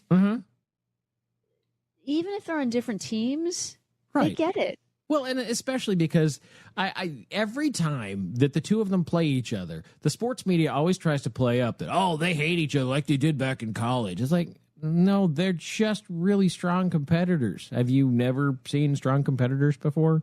Have you never? Yeah. They try to make it. Yeah. Girl. They try to make a girl fight. Right. And it's like, no. They happen to be women who happen to be really good at basketball, and they both are really competitive. Last time I checked, there's nothing different about them being that way other than them being women. That's the only, They try to do cat fights, and it's like, no, dudes are much more ready to blow. Right, exactly. Punches at each other than chicks are. Yeah. Look, besides that, I mean, they did their talking on the court. They let their abilities do. Yeah. So anyway, whatever. Look, we'll get more into the news of the day with the news on tap here this next hour. It is, after all, Friday night. Look, if you don't have a great T-shirt, Jody has a great T-shirt on right now. If you do not have one of our great Politics Bar T-shirts, we highly recommend you go check that out at the Politics Bar store at thepoliticsbar.com. You can get a shirt or a mug or a glass. Give it as a gift to somebody. You can even give a subscription to the Politics Bar there. So check it out. Details are there. Freshen your drink and come right back. It is the Politics Bar on a Friday night. We'll be right back after we pay some bills at the Politics Bar. Check up on health with Chris Whitting. 1 in 8 American children will be mistreated before they reach the age of 18, according to research by Christopher Wilderman, Associate Professor of Sociology at Yale University. Child abuse is about 20% of the cases we see in the data, so that's physical abuse, sexual abuse, or some sort of severe form of psychological or emotional abuse. The other 80% of the cases we see in these data are cases of neglect. Children being sort of chronically malnourished to the point that their teacher noticed, or a neighbor noticing that a 7-year-old child had been left to raise his 3-year-old and 1-year-old siblings on his own for days at a time. Dr. Wilderman recommends community programs in which nurses visit newborns and their parents over a period of time to offer practical advice to help ease some of the stress of parenting. With Checkup on Health, I'm Chris Whitting. When I first had Jordan, I'd get comments all the time about how happy I must be. I remember thinking, there must be something wrong with me because I don't feel all this joy I'm supposed to be feeling. That's when I made the call. My doctor told me I have postpartum depression, and treatment is available. These days, things are feeling right, even if they don't always go that way. Mental health care works when you make the call. See what it can do for you at mentalhealthcareworks.org. A message from the American Psychiatric Association Foundation. I always had to be so good, no one could ignore me. Carve my path with data and drive. But some people only see who I am on paper. The paper ceiling, the limitations from degree screens to stereotypes that are holding back over 70 million stars. Workers skilled through alternative routes, rather than a bachelor's degree. It's time for skills to speak for themselves. Find resources for breaking through barriers at tearthepaperceiling.org. Brought to you by Opportunity at Work and the Ad Council. Amazon Business. Unlock smart business